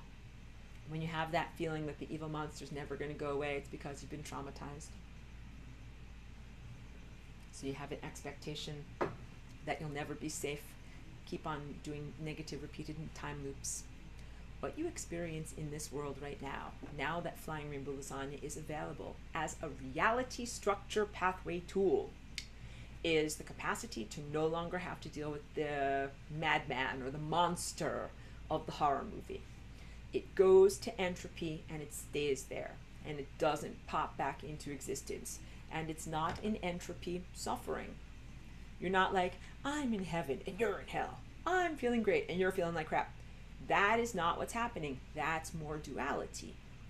Because what happens when matter is created in the Bose-Einstein condensate form, or when, I should say better words, what happens when matter is slowed down to the point that it pops out of time and becomes like a Bose-Einstein condensate, and it's moving that slowly, it smears on top of itself. It achieves a state of unity consciousness that is similar to and analogous to the unity consciousness that happens up here at the top of your screen at 100% when you get to light speed and you're like, I'm God, I'm everything. Unity consciousness, it's all me. Because when you get up to that truthfulness and that pinnacle of awareness, it's true. Spoiler alert. It's all you. You're God and it's all you. But not flawed New Age shadow work. Don't get me started.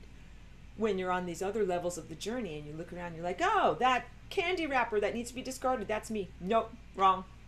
Wrong, wrong, wrong. Nope. All those things are actually aberrations that are not supposed to be there, that need to be sent to entropy. And what do if you want to help clean up your public park? Send that stuff to entropy. What do you do when you have a tendency within your own genetic code that might be a disease or a negative personality characteristic or an implant, ride-along, entity, detritus, poop, crapola, whatever it is? It's not supposed to be there, and it's not an eternal part of being, and it's not an eternal part of you. You send it to entropy. And in last week's class, as I also ranted mildly against New Age shadow work, I spoke to you about what it is to become an ascended master, that it is the realignment with this central core timeline going up the center of the time vortex over here, to the point that you are refocusing your entirety of identification with only the persona and characteristics of that central core reality structure, not any of the periphery. The journey of being an ascended master has everything to do with choosing what you're not. Well, who am I not? I'm not all this peripheral stuff. That's not me. That's not the real me. The real me is that central core timeline. So New Age shadow work is flawed in its anti-ascension. It makes you identify with all the stuff around the edges that you're supposed to be focusing away from. You're like, that's me, but that's not really you. That's me, but that's not really you. So you need to focus away from those things in your own life structure. And then what if you're bouncing off of someone else's periphery? You can't be like, oh, that's part of me too. And that's what, no, that's actually flawed math homework. Somebody didn't do their long division right, and now you're bouncing off of it. Please don't internalize it as an eternal part of unity consciousness. your journey of all of us becoming ascended masters and ascended dogs and ascended redwood trees is focusing away from the periphery and towards the central core timeline and definition of self and series of events that is the real you. And the things that you are not, that exist within your levels of within your force field of responsibility, that's what you send to entropy. Those are the candy bar wrappers that happen to be on your path. All right? And what do? How do you send something to entropy? Be like the angel, go to entropy. No, you take energy away from it. And you do that internally with your Flying Rainbow Lasagna DNA genetic dance. So now I know it's been a long class. I'm not done yet. It's a marathon. Keep going. I'm the coach. I'm sorry to yell at you guys. Keep going. So DNA not only unfurls like scrolls, but it also unzips. In fact, exactly like the teeth of a zipper, you know, on like a hoodie or a garment or something like that. It has these complementary amino acid structures that always bond together. You know, you're always going to have certain proteins that match with their partners across the way. And then they unzip, RNA messengers come along and they say, oh, this looks interesting. I'm going to read this. I'm going to replicate this. And then zip them back on up again. So it is normal genetic behavior that is already pre-established for you to be a certain amount unzipped. Can't be too completely unzipped, because if you were, you would be destabilized to the point that your body wouldn't know what protein structures to make. Your body would be like this. Is my hair brown? Is my hair green? What is hair? I don't know who I am. Somebody help me. And I'm being silly, but that it would be too much indeterminacy. What the Flying Rainbow Lasagna does is allows you to achieve levels of stability within those moments or opportunities of indeterminacy, quantum indeterminacy. This acts as a placeholder when your DNA is unzipped. So when you, on the one hand, we're contextualizing your time bubble, putting it in hyperspace, moving it up and down, sending things to energy and to entropy. On a physical level, your DNA is unzipping, and then what's happening is we're putting a Flying Rainbow Lasagna there. This sculpture is an energy field. It's jumping back and forth really fast like this, and also whirling around really, really fast like this. And it's tiny. And you don't just do one of them. You can do an endless number. Think about how many cells you have and how many nuclei are in all of those cells. Okay? This is how big your canvas is, or how big your piano is. You have at least 4 or 5 trillion cells. It's 4 or 5 trillion nuclei. Every single one of those has enough DNA material in it as chromatin to stretch across a football field. And you've also got your mitochondrial DNA, which is even more yarn to knit with in your body. That's an enormous piano to play. You can have so many lasagnas that what you can be doing is basically unzipping aspects of your DNA, creating these oscillative reality structure placeholders, and then rearranging the protein information and reality structure information that is around the circumference of the lasagna. What this equates to, if that's hard for you to envision or imagine, is if your body is like a book and the DNA as you presently have it structured tells a certain story, or maybe it's even a boring book. Maybe it's something that's just like, a instructional manual that's, whatever, for a car or a lawnmower. Like part A goes with part B, blah, blah, blah, blah, blah. It's not very interesting or poetic at all. But what you can do through this reality restructuring mechanism that is known as Flying Rainbow Lasagna is rearrange the letters of the book of you until it contains a literary masterpiece. And the literary masterpiece is on the level of Shakespeare or any of the most amazing writers that are a part of your culture. A story that is truthful and heartfelt and uplifting and positive and meaningful. as opposed to the nihilistic drivel of a mere instructional manual. All right, you got it? So first of all, you guys know that science says this much a percentage of your DNA is coding for proteins and this much is quote unquote junk DNA. You already know that that is not truthful, and there are many good earthly teachers that already will share with you about that, like, no, it codes for different stuff, but I'm here to tell you important stuff. Placement matters. Whether you have this note next to this note matters. The order that you have these things in matters. So DNA is a language, and language has syntax and grammar.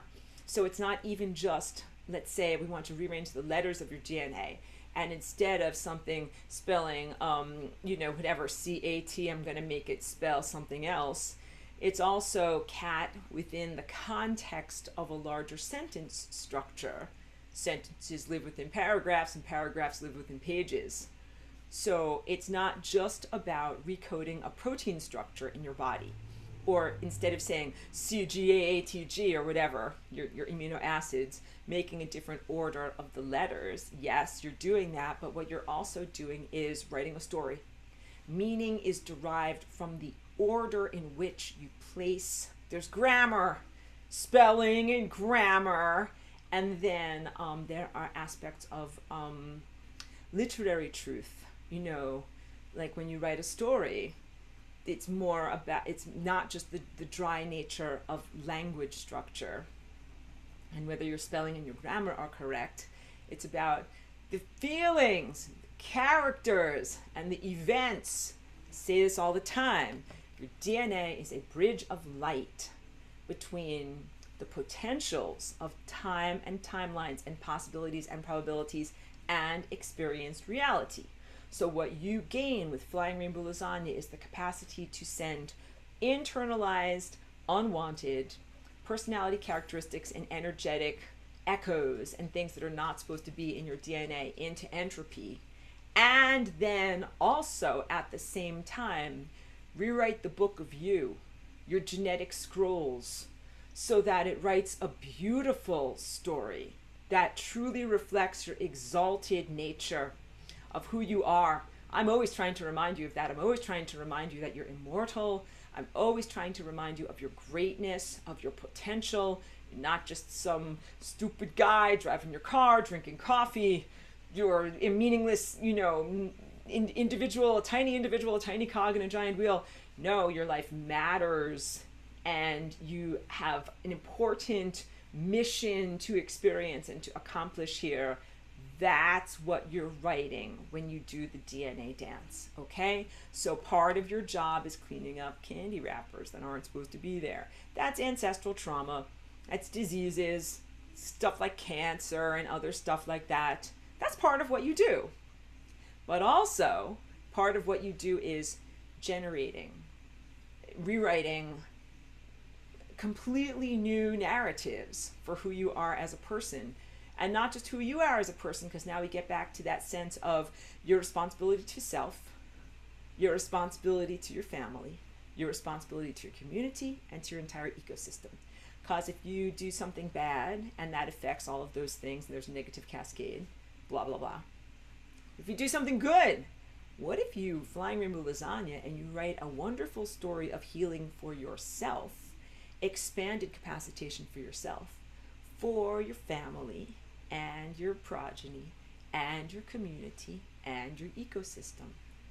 And that's pretty amazing to do. And then what if you have a lot of people doing that? Again, in your own body, you have enough piano material in your DNA to be creating millions and millions of Flying Rainbow Lasagnas. And I do this dance because, so there's basic lasagna movements. There's an up, down, side to side, in, out, and tumbling end over end. Here's tumbling end over end. And those represent like different dimensional truthfulnesses. But within those 4 notes, here's 4 notes, you can make an almost endless number of songs with the different combinations of those notes, because you've got so many trillions of them going. That's what my hands are doing when I'm saying this. I'm like, some of them are up, down, some of them are side to side, some of them are in and out. They're all doing it, and they're doing it in amazing, complex patterns. You have to learn to internalize those patterns. And that might be part of the artistry that is innate within you. I hope I can inspire you towards that and inspire you towards generating it, not unlocking it, but you know what I mean, aligning with it. Just like if I'm a music teacher, I want to teach you basic chords, I want to teach you how to read music, but I really want to unlock your inner musician. And that's what I want for you to do as a genetic virtuoso. I want you to be a virtuoso of your own genetic code. First of all, the things, the patterns that work for me in this body will not be a direct translation to you.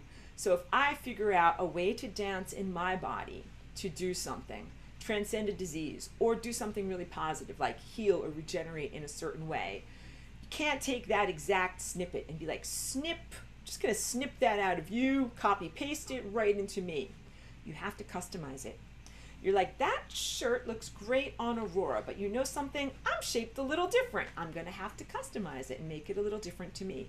That's beautiful, and that is part of the uniqueness, encryption, and protection mechanism of the diversity. Genetic diversity in our world is part of the redundancy, fail-safes, and encryption of the larger system. PS DNA is so profound and so amazing, you might not even be able to think about it without liquefying your brains, but you are part of a giant data transfer system that is a biological supercomputer, and you are one calculative node on an enormous blockchain, for lack of a better analogy, that of organisms that contains information that is so precious, so profound, so valuable, that tells a story that is so amazing, uplifting, and fantastic that any amount of mutation or mutilation of that story, it's an insult. It's like an insult to God. It's an insult to time. What you contain is precious. The uniqueness of your genetic code is precious. And what you do with it in terms of flying rainbow lasagna and rectifying it, healing it, cleaning up garbage candy wrappers and stuff that shouldn't be there, and instead reshaping it into the shape that it's supposed to be, like the events of your life and how your body acts and how you impact your world. That is part of a very, very large and beautiful story. That is a story that is told across a grand scale of time. That's why it might liquefy your brains. Many, many thousands and millions of years, and many, many multiple parallel lifetimes and experiences. And they all converge to this moment now. It's a very, very important lifetime for all of you that are listening to this video and that are here alive with me. Incredibly important time for you on your soul's journey. You've been through a lot of SHIT and you made it to here. And this is the moment when you are learning about the flying rainbow lasagna and how you can literally reach across time to your other aspects of self. You can learn from other aspects of yourself. You can give information to. So it's information transfer from and to. You can get inspiration from yourself in other times and places, and you can give critical, positive information to yourself in other times and places. So, survival is not merely like, where's the food, where's the water, run away from bad things. Survival is also, how do you express the greatness of your being? Survival is, how do you find recognition and celebration of the gifts that you are here to share? Do you get it? How do you get onto the right timelines? How do you optimize your trajectory and stay alive by doing the right things in life? And also, you don't do this in a contextless void. I hope that that's becoming clear. Thinking of yourself as, hey, I'm one-celled organism, I only look out for me. That's disease. Thinking, this is the only reality in the world. That's disease. Wondering how you can integrate with and optimize health for the entirety of everything that you are connected to, that is health. So of course, I want to be healthy and have my life shaped in exactly the right way. I want all of you to be healthy and have your lives shaped in exactly the right way. I not only want you to be abundant with food and water, I want you to be abundant with lasagna, which equates to self-empowerment and the self-capacitation. That is why I do what I do. Not only do I not keep lasagna as a proprietary secret for me, not only because I could have done that. The precious from Lord of the Rings, the precious, she's mine. No, I actually am here to share it with you. I could have bypassed this whole life experience, been like, imagine me throwing lasagna over my shoulder. See you suckers, I'm off to the next thing. Do it, figure it out. I didn't do that. I'm like, something, this is really me for real, in the moment of creating lasagna, really recognizing the profound uplift that this could bring to humanity, and then also recognizing if I didn't actually tell people about it, you'd figure it out at a certain point, but it would take you a long time.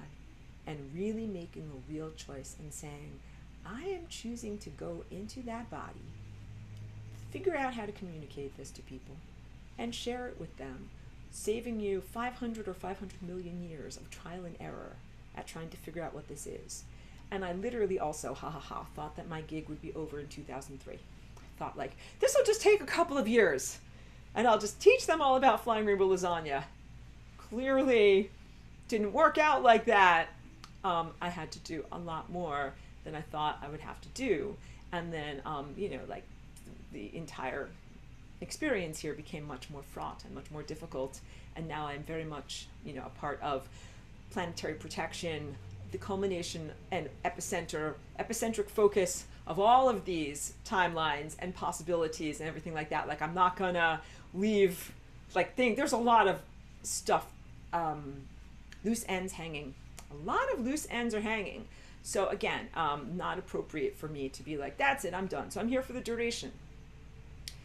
Flying Rainbow Lasagna to teach you about how to change and shift reality, and also to create an umbrella of energetic protection, a force field, while you go through these levels of self-empowerment and self-exploration of your burgeoning powers, because there's a lot of suppression agendae that are here, and I have the capacitation to be able to protect you in that way. And like people say here, hold the space for. So that means create a force field of protection wherein I'm not telling you what to do, but I inform you of your options. You have this option, it's like this.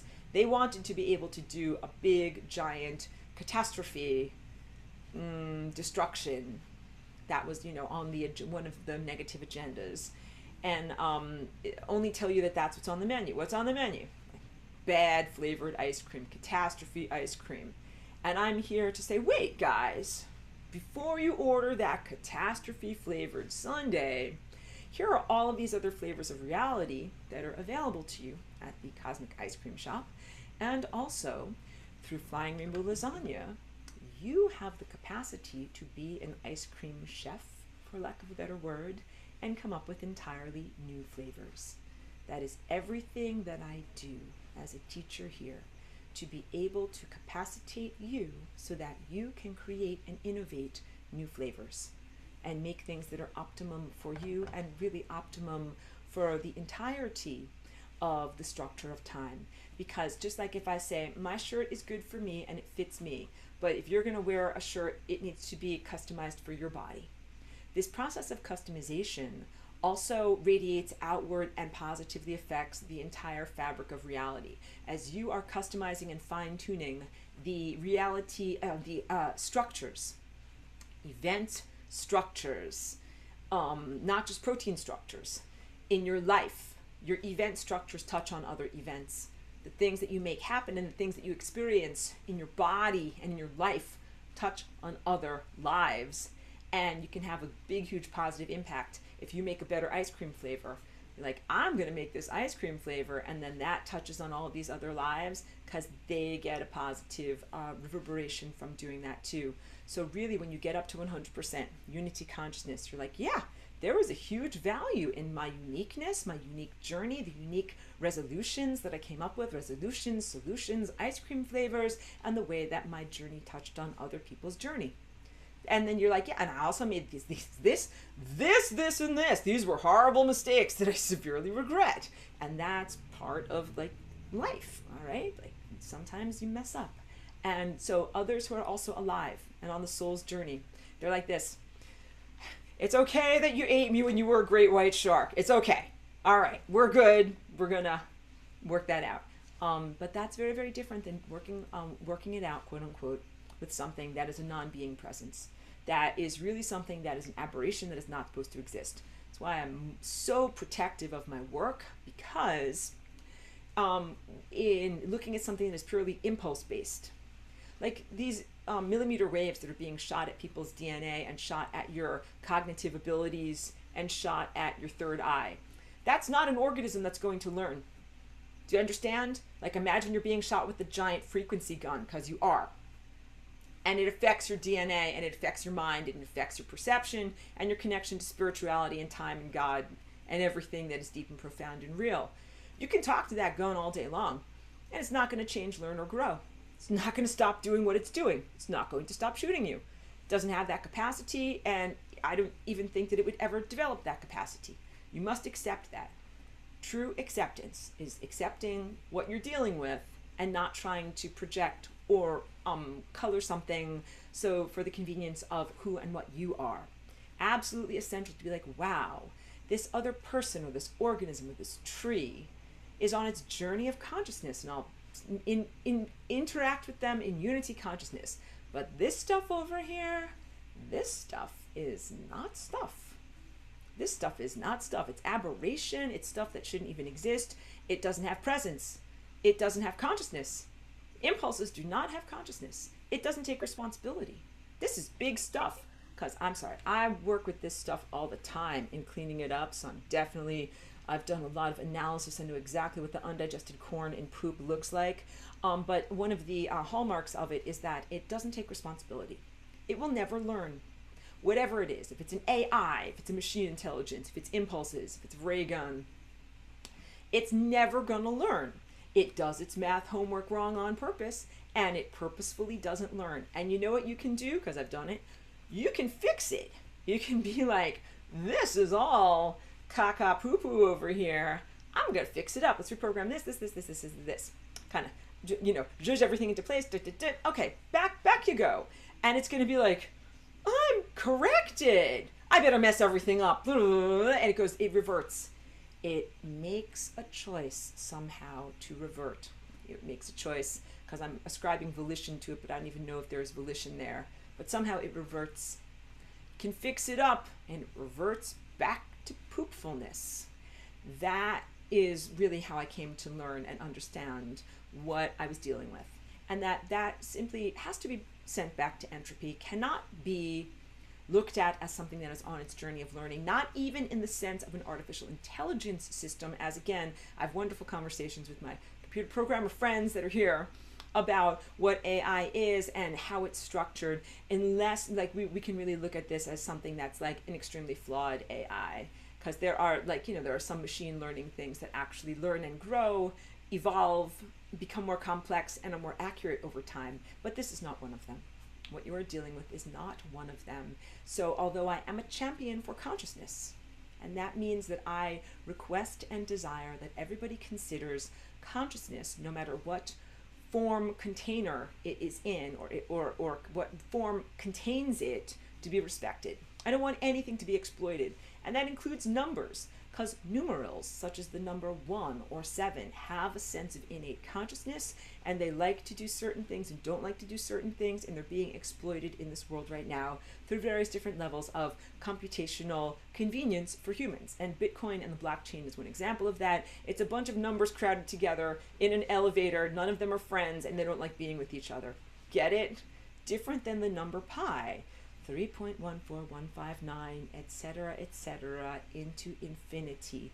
A perfect divine patterning of numbers arranged in a number line that never repeats, that is incredibly profound in its truthfulness of its pattern, where all of the numbers that stand next to each other, they're like this, they're like hugging each other.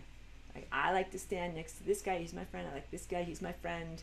And we like the arrangement that we're in. It's natural number arrangement. So respect numbers. They are beautiful consciousnesses in their own right. Don't exploit them and make them be all uncomfortable, crammed together into your various computational devices.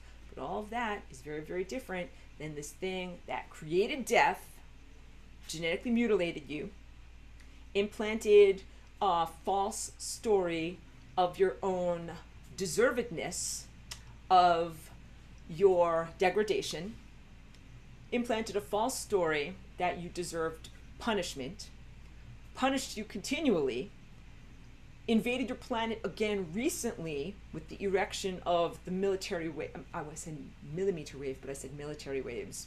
But I think maybe that's a very telling short circuit in my brain. The millimeter military waves that have been suppressing and imprisoning the natural behavior of your pineal gland and creating a lot of frequency crapola that you have to swim through while you're in this very crucial moment of spiritual attainment and birth of your soul, birth of your consciousness, birth of the potentials of who you are into being. All of that stuff is not like sacred numbers that you should respect, which again, I'm just always protecting myself now from my words being taken out of context. But all of that stuff is stuff that needs to go to entropy. So, and when you want to know, when the intellect wants to know, but wait, Aurora, how do I know which stuff is supposed to be here, which stuff is supposed to get to entropy? Can you write a book? Can I analyze it? The answer is, I cannot write a book and you cannot analyze it. The answer is what makes music good. You have to get up to this level and this level. And when you're at the level of highest consciousness connection, then you can simply tell music that is good. Like, this music is good, yeah. And you're like, that music is bad, no. It is an innate knowing beyond reason and beyond logic, although I love logic and reason, because you know why? When logic and reason emanate from and are outgrowths of this primacy of empirical truth, everything is coherent and sticks together. Logic and reason can be the structural, joyful form that is the expression on the intellectual level of cosmic truth, but you will not attain cosmic truth through ratcheting yourself up through with your intellect, kind of like, like whatever, like mountaineering gears, like I'm gonna intellect my way on up, and then I'm gonna find myself at cosmic truth, because you arrive at totally erroneous conclusions as your destination. You're like ratcheting up, climbing the mountain, and you're like, I'm not at the top of the mountain at all. Like, I am all the way over here in the worst place, but I have arrived there through a series of airtight conclusions of my analytical mind. And so the analytical mind is not the appropriate tool to guide you on your process of spiritual attainment. Insight and divine connection are the appropriate tools or sensory apparatuses to guide you on your path of spiritual attainment. So that way you will actually get to the top of the mountain and not some, again, like far afield, weird place where you, like a gully, whatever, like whatever, an abandoned mine where you think like, I'm at the top of the mountain, you're not. So your intellect cannot tell you what is good music, and your intellect cannot tell you what's an aberration, what needs to be thrown in the trash bin of entropy, what's the real you and what's not the real you. These are big, deep questions that are answered by the heart and also the highest senses. Heart and unconditional love is part of it, but not all of it. So when people say to follow your heart, that is a part of what you are here to do, but not the entirety of it. You also must be able to see clearly with insight, to interpret the symbol structures that you're being given accurately, and also be guided by your connection to the divine, the highest sense. I'm going to get to your question. Let me just scroll through this really fast and make sure that I got to all of the main points of my notes. I always send out my notes to everyone who's in the class, and I include them in the PDF form of my notes are highly ungrammatical, but there's good stuff in there. It's worth reading through, and it usually only takes about 10 or 15 minutes of the stuff that I don't get through because sometimes I'm ranting.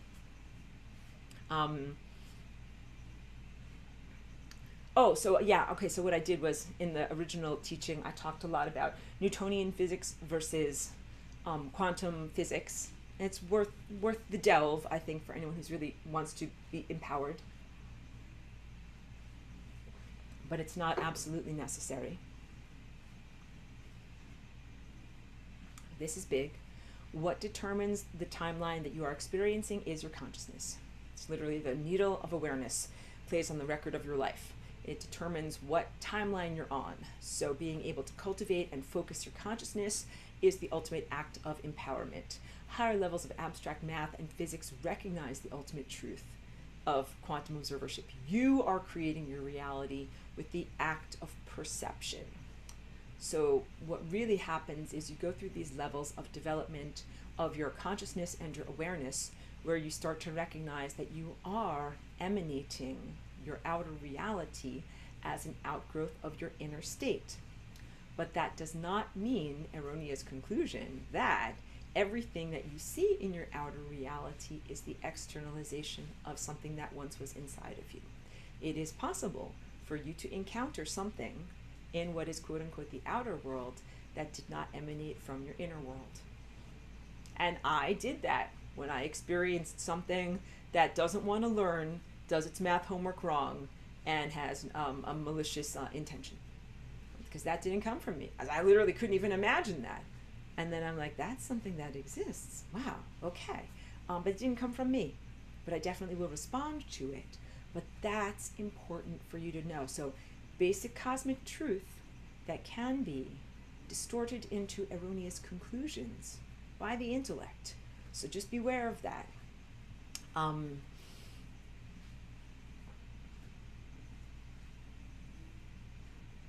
Okay. A lot of this has to do with the activity of your Christ, chakra, imagination, higher mind. Specific limiting programming that has prohibited humans from claiming their inner resources and creating a better outer reality, the ability to perceive and to imagine and to project. So a lot of the implants of guilt and shame and worthlessness are things that have kept humanity from effectively creating or manifesting the world around you. And you might find that those things start to come up. We'll talk about this more in the actual activity of creating flying rainbow lasagna in your body. When you start to do it, stuff bubbles up. That's like, who am I to do this? Am I allowed to do this? Is God going to punish me? Am I messing up God's creation? Is this against God? Is this against Jesus? You know, a lot of things about whether you're allowed, about what are the rules, and what if you do something wrong, because there's been a lot of internalization of these false structures that state that you're not allowed to create a reality. When really, when I tell you about the time of immortality and your greatness, that's what you are created for. You are here to create reality structures. You are here to create reality. So yes, you are very much qualified to create your reality directly. You have to clear away a lot of these inhibitions, many of which do not originate with you, but which were placed there by something that wished to keep you diminished, incapacitated, or enslaved, or ripe for exploitation. The singularity is seen in two different places at the same time. Yeah, when you look at the flying rainbow lasagna, you're looking at something that is an oscillation where the singularity is here and the singularity is here. One singularity in two different locations, not two different singularities, because it must be single by its definition. But it's moving back and forth so fast, it's jumping so fast, it is as if you're seeing it in two places at the same time. And what's happening is you are reshaping time around that movement and oscillation. That's what's really happening when you place this in a context. When you place the ordinarily toroidal structure that has one epicenter of the singularity inside of it into a larger structure, and you're able to move that singularity, you end up reshaping time around that new movement. And that is the next highest dimension. And again, part of it is for cleanup and rectification. Part of it is through the joyful evolution, as I have taught in this class, the leap from the 0th dimension into the 1st dimension. It doesn't always have to happen because it's like, we have to clean stuff up. Or the leap from this 1st dimension into the 2nd dimension, the 2nd dimension into the 3rd dimension. This is the complex unfoldment and building of the cosmos that is very joyful. That's not always because we're on a cleanup mission. So don't internalize that too much as the primacy of your mission. You got to do a lot of cleanup, just like, okay, place is a disaster area here. There's coffee cups, molds, dog treats, empty containers, all sorts of different things. All these things that are here on my work table that are making it like if I really want to get to a project, I'm going to have to clear all of that stuff out. Clean up mission. But I don't say that that's my total job. I'm here to clean up my studio. No. But some days, that's my job. Then I clear the decks and I'm ready to start the next painting or get going on the next project. That's what it's like when you build another dimension. It's not always because you need to fix something or heal something or clean something up or do something that's for rectification. Sometimes it is through just the purely joyful expansion of reality as it is unfolding, as the cosmos gains greater and greater levels of complexity and self-awareness. And this is the one when I talk about a solenoid and I talk about a dipole magnet that has both a positive and a negative, or a north and a south, and the way that you resolve duality is by bringing together north and south. And then I talk about good versus evil as this duality that must then be resolved by bringing together good versus evil. And then I'm afraid that you're going to hug a demon or kiss a poop and think that it's you, and then say, there, I resolve duality, just like Aurora said. No, don't do it. I don't want you to do that, and that's not what I'm trying to say. So I was very innocent in my languaging and the way that I presented things 10 years ago, but now I'm more conscious about how things might be misperceived. So good versus evil is a duality that has been implanted into humans. There's a lot of duality contrast in your biology and in the outgrowths of your cultural viewpoints and religious descriptions, that you think good versus evil is a thing, and you think that that's a valid cosmological descriptor of reality structure, when it's really not. There's stuff that's, because there's all these questions, and people come up to me with these questions too, like if God is good and God is real, then how can evil exist? How can good and evil both be subsets of God? And I'm trying to talk about something on a purely abstract level of unity consciousness, where you have consciousness on a journey learning, sometimes doing its math homework correctly and going towards energy, get paid, get energy, ka-ching, sometimes doing its math homework very, very poorly and losing energy and going away from organization, de-evolving, not getting more complex and more living and keeping going, but getting less and less evolved and moving slower and slower until it doesn't move at all. Both of those are actually sacred paths. The path to entropy is a sacred path. When something is on the path to entropy, you're like, good luck on your journey. See you never. Good luck. Go where you're supposed to go. And that's to like a consciousness or a fragment or a personality characteristic, that it is supposed to go into a state of non-being because some things are malformed or erroneous, and they are not supposed to be in existence. But this is not the same as resolving good versus evil as many people think about it, in the sense of hugging evil. Or let's use this old movie called The Dark Crystal as an example. In The Dark Crystal, it's a great children's movie and very, very fun, but it says a lot about human expectation. There's two different types of creatures. One of the creatures has kind of like a nice, like Kermit type of Muppet face, and one of the creatures has kind of like this mean looking face with, like it looks like a vulture, like a turkey vulture, something like that. And they're endlessly fighting with each other. They're sucking the souls of these little melon creatures. It's very apt, description. And the resolution at the end of the movie, spoiler alert, don't listen if you don't want to know, but they have to put together the crystals. The crystals come together, and the nice Muppet-looking guys and the mean turkey vulture guys blend together genetically, and it turns out that they were part of the same organism, and it's no longer good versus evil or light versus dark. They become totality presence, and then they also somehow stop draining the juices out of the little melon people. That's not what we're doing here. That is not what I'm talking about. So that's big. That's, again, rant against flawed shadow work. To see something that's an aberration, that is not a part of God's divine intention, that is not a part of this perfect structure of the architecture of time, and to internalize it as you. You're like, that's that thing that's, totally erroneous and doing its math homework wrong. It's me. It's not you. Not you. But you know what? As something or someone who actually exists, you have a responsibility. When you actually exist, you have a responsibility, and you also have an empowerment to do something about the stuff that doesn't exist. You're like, that's that candy wrapper that needs to go in the trash. That's that stuff that doesn't exist and should never have existed ever. That's that stuff that needs to go to entropy. Please don't hug it and internalize it and say, my light side just needs to hug your dark side, and then we make, like, chocolate peanut butter cups together. That is not what you're supposed to do. What you are supposed to do is say, I am who I am, and I am connected to the primary impulse that is God and life and continued existence, and this stuff that is not God and life and continued existence needs to go to entropy. And I am, mandated or ordained and empowered to do that. Hold on one moment. Let me get to your questions. All right. So yes. So that was actually, I'm so happy that I did that. That was actually the thing that I was most concerned about being misperceived for. Resolution of good versus evil. You must resolve this seeming duality, but not at the expense of the truthfulness of not only who you are, but the integrity of the fabric of space, time, and consciousness. A lot of things are going to twist your arm and be like, resolve duality. Like I'm your bully. Resolve duality. Stop punching yourself in the face. Stop punching yourself in the face. That is not resolving duality. All right? That is not resolving duality.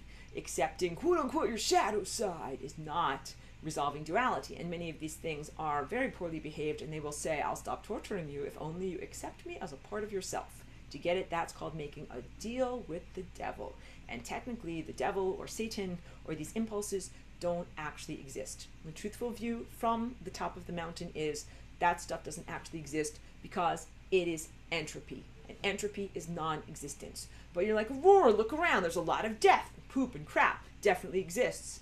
I know. That's why we're flying Rainbow Lasagnaing. So it's a hard thing for your intellect to analyze and recognize and accept. It is a job for your insight to accept. Poop and crap exists. You are here in order to clean up candy bar wrappers and not have any more poop or crap to have to clean up. That's what this lifetime is about. And you flying Rainbow Lasagna that stuff into entropy, and then you don't have to deal with it again. Because guess what? You've done this a lot of times and you're probably extremely bored. Probably incredibly filled with ennui and nihilistic dread. Like, let's not do this again. Because you know what? These things effed with you before, and then they ran into another dimension. And then you thought, good, I'm safe. And then they didn't. They didn't stop. They didn't stop effing with you. Like, good, I effed with you before. Now I'm back to eff with you again in this dimension. Get it? The madman who refuses to die in the horror movie. Monster's back. You resolve it here now. And you don't resolve it by internalizing it, because when you do that, you carry your disease with you. It is never going to go away. Don't carry your disease with you. Don't internalize it as a part of yourself. What I'm saying is the most radical and inconvenient thing for that thing. Do you understand? If I told you, love them, let's be friends, kumbaya with poop. If I told you that, the poop would be like, hooray, Aurora is our friend. When I tell you this, the poop is like, not very happy. And you know what? That's my job. That is my job, to give you the truthful empowerment teaching, even though it's extremely inconvenient to that thing that needs to go to entropy, which mystifyingly resists its pathway to paradise. It is not going to suffer in an endless, frictionless heat bath, bathed in an energy field that it can never truly be sustained by. Instead, it gets to go peacefully, mercifully into a state of non-being and stillness, and never emerge from that state. That's a mercy and a gift, and something that I've been talking to it about for 2 years directly, and dancing about it for many years since 2001 indirectly. Mystifying why it would resist, just like it is mystifying to me that it would in any way do its math homework incorrectly. But maybe that's what I would expect from such a poor math student. I know, little dig right there at that thing. All right, so wait. Questions now, then in 10 minutes, Chiki's going to need to go for a walk. Pedro says, is time created in the fifth dimension? The answer to that is the fourth dimension and higher, fourth dimension plus, and that has nothing at all to do with any of the shorthands of how people talk about 4D, 5D, and other blah, blah, blahs that have been cherry-picked and horribly distorted. It makes me melt. Fourth dimension and above are all time dimensions. So the fourth dimension is a timeline. That means that events flow in a linear fashion, 1, 2, 3, 4, 5, 10, 20, 1 million, 2 million, 3 million. The fifth dimension is the bakery where the French bread of reality is baked. It's where numbers lines come into being. It's a field of pure potential. That would be considered the quantum field or the God field from which reality emerges. And the state, the action of emerging from that state is a magical activity of giving birth. Whether you are male or a female, you look at this state of quantum potential or God field, and you create matter and molecular movement out of that state of raw waveform potential, you are giving birth to reality. Everybody's been doing this, but when you start to do it consciously and you know that you are doing it, and then you control and direct it to give birth to positive things, that is ascension. That is everything that the poop crapolas have been trying to stop. And upward from the sixth dimension, so the fifth dimension is the bakery of reality where waveforms are created. The sixth dimension would be considered the world of potential where you can make potential bakeries. All right? And then there's always different versions of reality. Every time you add another dimension, you're essentially adding a new edit to the term paper or a new level of combinations that could be made or could have been made about the different ways, the numbers of permutations or iterations or combinations of reality events that can happen. And then once you add flying rainbow lasagna, then you can rearrange all of these realities, and then you get that many more musical songs that you can come up with. How many songs do exist in the world right now? It's a great question. Let's just make a estimation. Like 5 billion songs have ever been written by humans. But they're all with the same 88 notes of your piano, but you can rearrange those notes into 5 billion different ways. Once you get lasagna on the table, then you can rearrange those same notes into 55 million trillion Googleplex songs. So many songs that it's beyond human brain liquefaction. Okay, Charlie B says, regarding technology, reverting back to poopfulness. He's reflecting my own words back to me. After being fixed. I agree. That might occur because all technology of complexity must fundamentally have internal rules in conflict. Oh, this is very interesting. So it cannot resolve. Fixing in one place will break something else, and it's fundamental. This is fundamental to information loss, which always occurs at scale. Just translating here, Charlie B is saying that information loss is inherent in the way, the existence of these computer systems. And that when you fix it, you're like, oh, like, you know, real nice system you got there, kid. I'll just shine this up and fix this up and fix this up. And it's like, well, actually, technically, this part is supposed to be broken. And when you fix it all up, if this part gets fixed, this part's going to break because something is supposed to be broken somewhere. So that's, I hope, a pretty good translation of what you're saying. And then goes on to say, we don't see those issues with DNA and life, quote unquote, because they are demonstrated to be based on divine unlikelihood, specifically probability miracles. Yes, so DNA is an anti-entropy event. The sun is also an anti-entropy event. Anti-entropy meaning moving towards greater levels of orderliness. So everything I told you as a calculative presence, as a node on the giant DNA supercomputer, what you're doing is non-random, and your life experiences and all this DNA zipping and unzipping and rolling and unrolling and scrolling and all this good stuff and splicing and unsplicing has to do with moving towards greater levels of orderliness or accrued wisdom in the cosmic fabric. And it's not just you, but it's also the sun and the stars. Everything is getting smarter. Everything is getting more orderly. Everything is getting to work better, as opposed to these artificial intelligence systems or computer-based software systems that Charlie B is really familiar with. We talk about them quite often, and he enlightens me as to them being inherently flawed. They're going to poop out. They're going to go downhill. They're not built to last. You know, there's planned obsolescence in this world. This is a technological world. They make light bulbs to burn out on purpose, so you buy more light bulbs. They make software systems to crash on purpose. And then people can be like, I'll be your fix-it person, right? This is part of the industry. I'll make my system crash, and then I'll be your fix-it person or whatever. I'll generate a crisis, and then I'll set the fire, and then I'll come by with the bucket brigade, and I'll say, I'm here to fix the fire that I actually set and created. That's all like huge levels of pathogenesis, because that's like doing your math homework wrong. So you can then sell erasers and be like, erase the things that I just wrote that were wrong and fix them. Yeah. Computer systems that are inherently flawed and meant to remain inherently flawed. And I'm techno-intuitive when I talk about like the work that I do in terms of fixing it up. I do not do that by typing on a keyboard.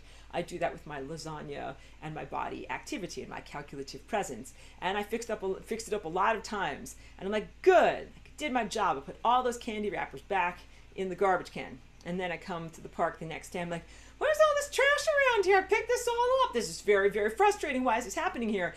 And then it's like, oh yeah, I'm trash, and I just decided to jump out of the trash bin and just spew myself around. I'm like, that is not fair. And that's not, I'm like, that, I call the Cosmic Complaints Department. That is not fair, and that's not the way this is supposed to be. Yeah, so then, of course, like, I realized that's not effective. I'm not going to keep doing that. But because that was a big job, too. Spent a lot of time fixing up all those candy bar wrappers. Okay, wait, Charlie B goes on to say, yes, exactly what you just said. De-evolution. All technology systems are demonstrated to eventually lose information, quote unquote, faster than it can accrue, which is why they all ultimately dissolve. We don't see that with DNA and life because they fundamentally work on probability miracles, which is something technology can never do. Wait, yeah.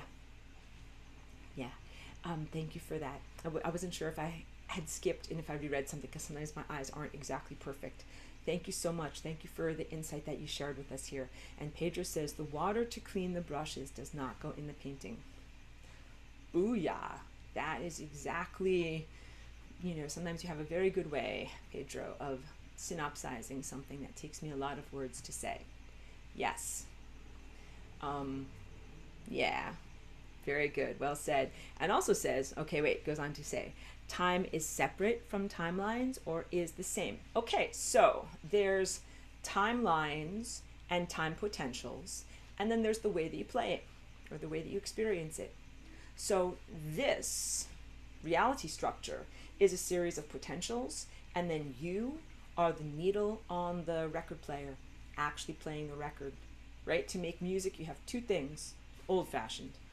The record player and the record itself. And it's a combo of these two things together that makes reality events happen. So here you have a series of emitted probabilities and possibilities. And then here you have you, the record player, and the needle of awareness is your mind, your true mind. And you emit the songs that are in your DNA, in the potentials of your life. And this is very big in the empowerment teaching.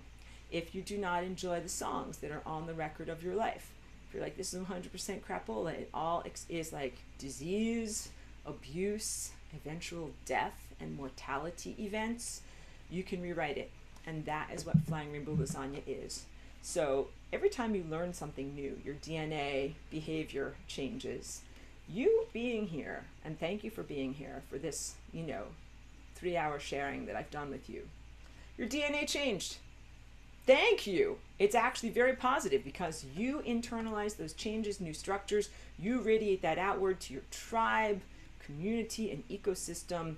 This is basically moving away from genetic determinism and the disempowerment overlays that have been placed upon humanity, and you begin to consider and internalize a new possible reality structure. Maybe you can do something. Maybe not only can you do something about the structure of reality, but maybe you're here to do something about the structure of reality. Maybe that is your cosmic job joy. And instead of saying, oh, well, the Bible says everything's just going to die in a river of lava, or whatever, scientists say a giant asteroid will melt us all, or whatever. Zombie bacteria will kill everyone, whatever it is. And I'm being super, super facetious there. You don't have to accept those narratives. Just like you don't have to accept the narratives that say you will grow older, look worse, wither, and die. No, you can actually have a different narrative. You can have a different narrative that's all about like, wow, cellular regeneration. No longer observing the limitations placed onto the human body that are part of genetic mutilation and limitations about your age structure. You can regenerate and live incredibly well within these bodies. How about spiritual metamorphosis, which is really something that only maybe some yogi masters would even consider the truth of, but I will tell you is very truthful. But that's like caterpillar into butterfly stuff, becoming higher dimensional, highest dimensional aspect of self. So on the one hand, yes, cellular regeneration in your somatic cellular body, so you can be young and healthy and feel great for many hundreds of years, but and also transcendence of physical body into pure light being, which is caterpillar into butterfly stuff, which is very, very deep stuff. But you don't have to jump there, and there's no pressure for you to have to do it. But this is all part of internalizing a new narrative of what is possible. What is possible in your life, not catastrophe as it is foreordained in many ways, personal and planetary, but write a better story. Because I'm telling you, since 2001, all bets are off. All prophecies are moot. Since you can fly in Rainbow Lasagna, you can rearrange reality. Literally anything can happen. You press the big red button. Press the big red button and generate new reality structures. And you don't do it randomly at all. You do it very, very consciously. But since you can do that, generate a new reality structure. And I hear wonderful stories of people who like activate superpowers now, generate reality structures. A lot of times when they're under duress because there's something happening like a car accident or something like that. But you can also do that in a very, very positive way that is about not just disease or accident avoidance, but is instead in the most positive way about creating a new relationship, creating new opportunities, getting people to appreciate your talents and your gifts, to life affirming, so not merely running away from destruction, which is kind of what Ascension is doing right now. So right now Ascension is like, there's an impending car wreck, I'd better activate my superpowers. Everyone is like, there's the SHIT is hitting the fan, we better ascend.